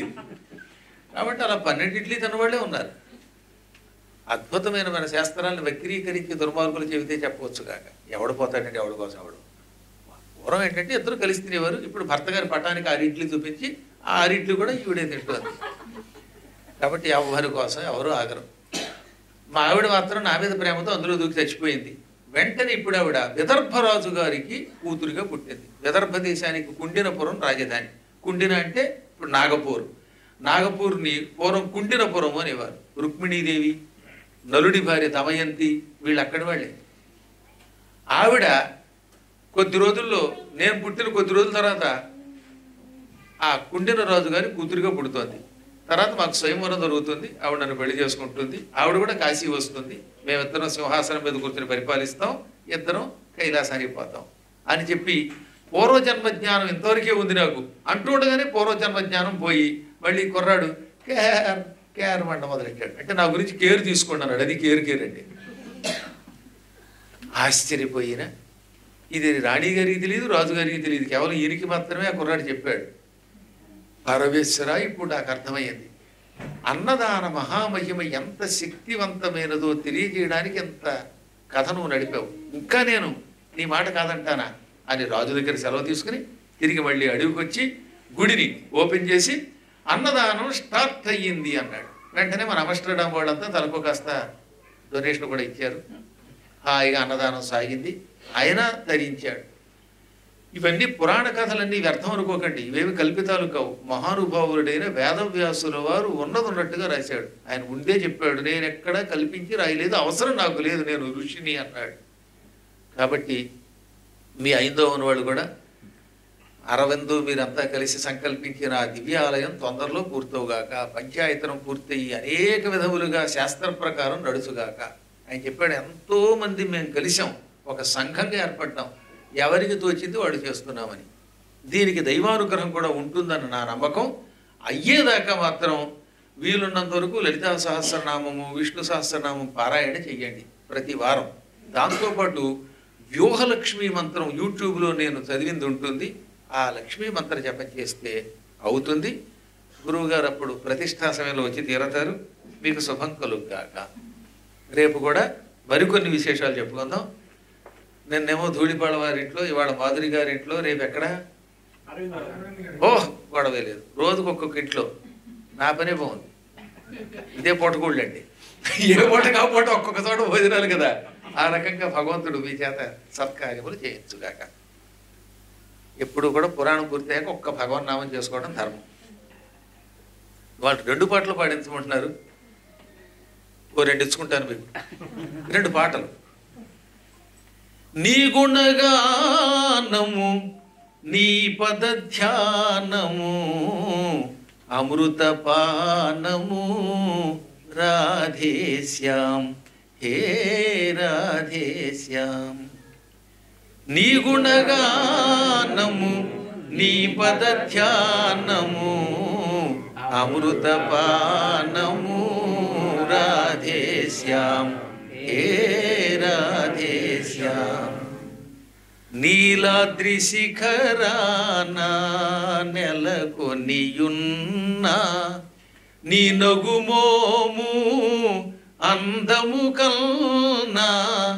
నీలాద్రి శిఖరాన నెలకొనియున్నా, నీ నగుమోము అందము కల్నా. ఏ అందమైనా వెగటేనల్నా, ఏ అందమైనా వెగటేనల్నా. జగదేక మోహన సుందరాకార.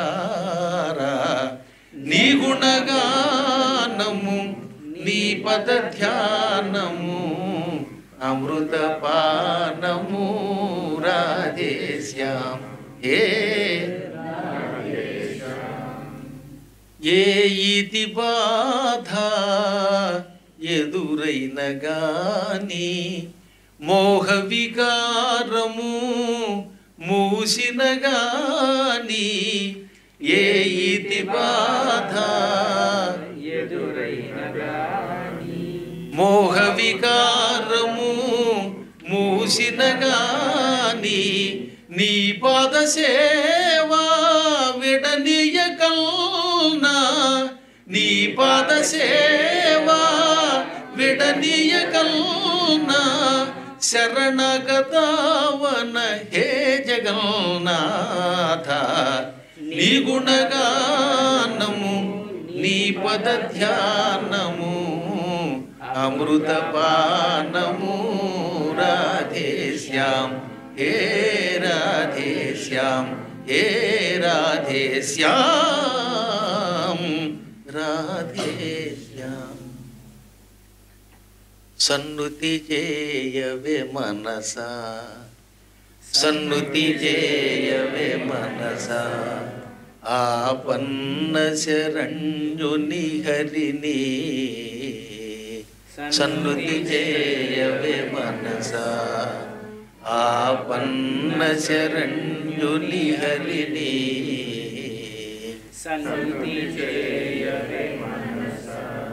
చక్రధారీ కౌస్తుభహారీ చక్రధారీ పాపహారీ కృష్ణమురారీ పాపహారీ కృష్ణమురారీ సన్నుతి చేయవే మనసా ఆపన్న శరణ్యుని హరిని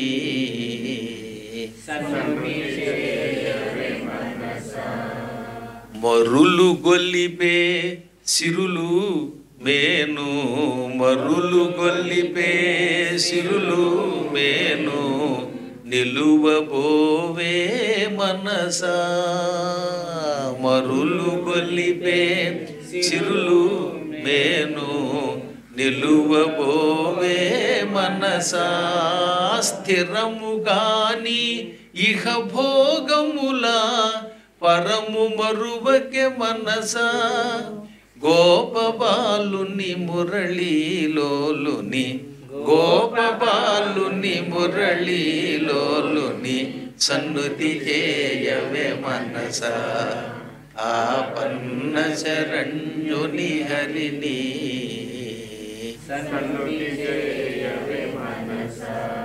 చక్రధారీ కౌస్తుభహారీ చక్రధారీ పాపహారీ కృష్ణమురారీ పాపహారీ కృష్ణమురారీ సన్నుతి చేయవే మనసా ఆపన్న శరణ్యుని హరిని